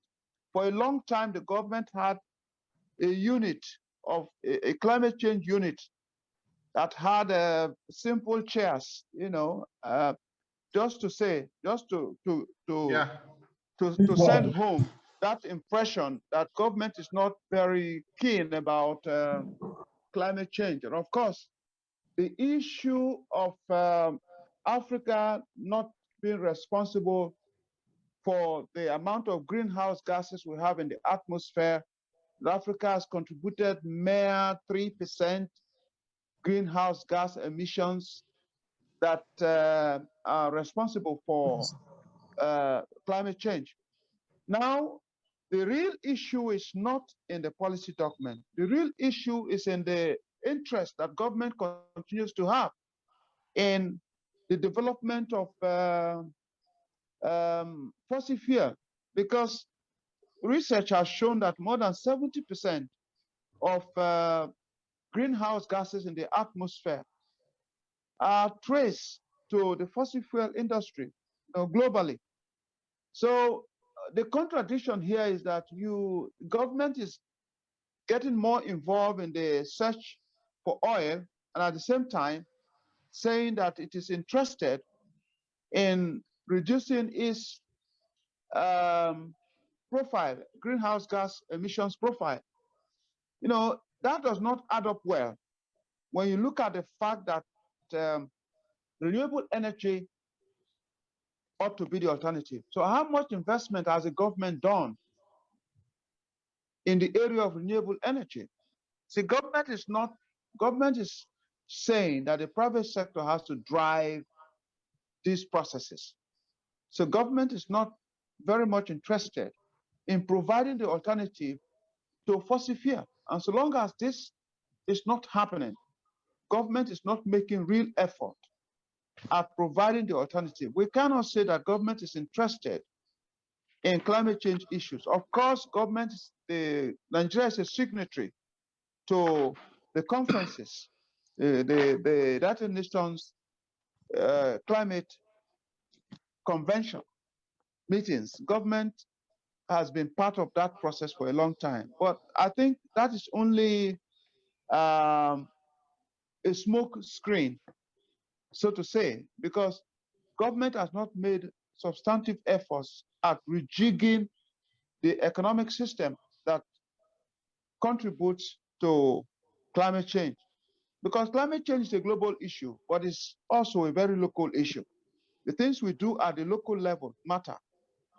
Government has not shown substantial sign of interest in checking climate change at the local level. That is my impression. Hello, good afternoon, everybody. Good afternoon. Ladies and gentlemen, I am here to present my paper on human rights and peaceful coexistence in Nigeria. I am Dr. Emmanuel Chinedu McAlex Achinolo. The research is centered on human rights and peaceful coexistence in Nigeria. The basic focus is on human rights, peace, and peaceful coexistence. The theoretical framework used is triangulated human needs theory by Abraham Maslow and John Berkeley. The proponents propose the hierarchy of human needs ranging from food, shelter, water, clothing, security, self-esteem, self-fulfillment, and social belonging. Human needs theory assumes that peace is a basic fundamental need of human beings, as to enable them actualize their potentials, followed by choice theory by Glacier that postulated the 5 profound needs of man, which includes survival, liberty, relationship, influence, and togetherness.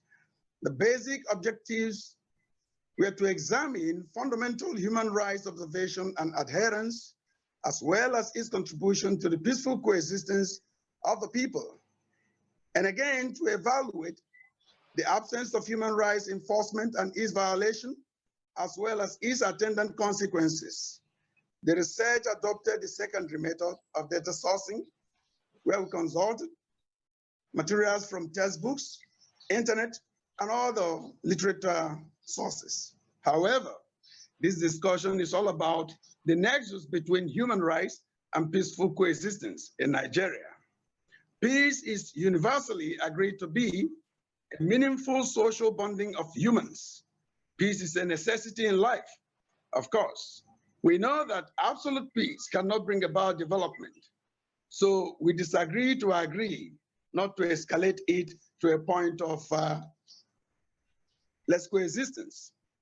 Series of crises and conflicts, dehumanization, torture, and police brutality forced imprisonments and incarcerations of political opponents, religious bigotry, ethnocentrism resulted to the lack of peaceful coexistence in Nigeria. In the course of our work, we have to understand that the gross unpeaceful situations has culminated to different kinds of insecurity on lives, properties, food, unstable government, decline in economic growth, increase in poverty, inequality, and unemployment, as well as widening gap between the rich and the poor. Rights should be known to be an entitlement, a fundamental title. Human rights are inalienable, with emphasis on claims, liberties, powers, and immunities. Right originated from Roman jurisprudence and got spread through natural law theory. According to Kant's theory of right, it is the sum total of those conditions that reconcile the will of one another. Section 24 of 1999 Constitution of the Federal Republic of Nigeria defines the citizens' rights, respect to others' dignity, as well as engage in peaceful coexistence. As a gregarious animals, humans' genetic structural basic needs include survival, belonging, in other words, association, power, influence, freedom, liberty, as well as form, in other words, relationship. It will be interesting to know that human rights observation and adherence fosters harmonious coexistence, social stability, and development in all ramifications without discrimination. Glaringly, Section 33 and 43 of 1999 Constitution of Federal Republic of Nigeria define the fundamental human rights of people of Nigeria, based on the fact that human rights declarations have been domesticated and ratified by the National Assembly in Nigeria. Peaceful coexistence is a harmonious cooperative interactions between two or more ethnic groups of people in a nation or at the global level, geared towards the achievement of peaceful social security that is beneficial to all within the society and beyond. Peaceful coexistence was a theory developed and applied in accordance with the Marxist-Leninist foreign policy for socialist and capitalist bloc of peaceful coexistence. Major causes of Nigerian challenges on the peaceful coexistence. Number one, conflict over resources, which stands as the reason for competition to grab political power as to control resources allocation. Conflict over psychological needs, psychic effect of ways of reasoning based on the ethnic mentality. Some of the ethnic nationalities has this ethnocentric mentality of one claiming to be superior to another. Just what is experienced from the West, the North, and the East. Conflict on value system. Nuances in the various ethnic value system. Nigerians are judged with two different codes that spread out what constitutes an offense or crime based on the existing customs and traditions, as well as the laws that guide the people. For example, Section 387 and Section 388 of the Penal Code recognizes adultery as an offense in the North, while Criminal Code of the South did not. They only see it as a moral wrong.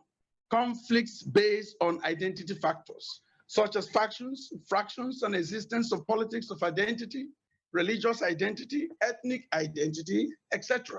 Such inclinations protects theirs alone and this is where I'm going to stop you. So sorry about that. I must stop. We will take questions the next 5 minutes and comments. Questions, yes, sir. Comments. Yeah. I have a question, sir. Oh, please, go ahead. Thank you for your presentation.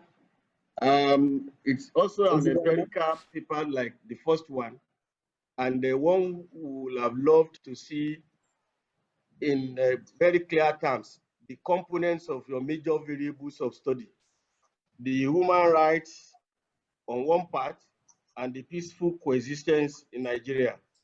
What aspect of the human rights, what part of the human rights did you look at, and how did you operationalize your peaceful coexistence in Nigeria?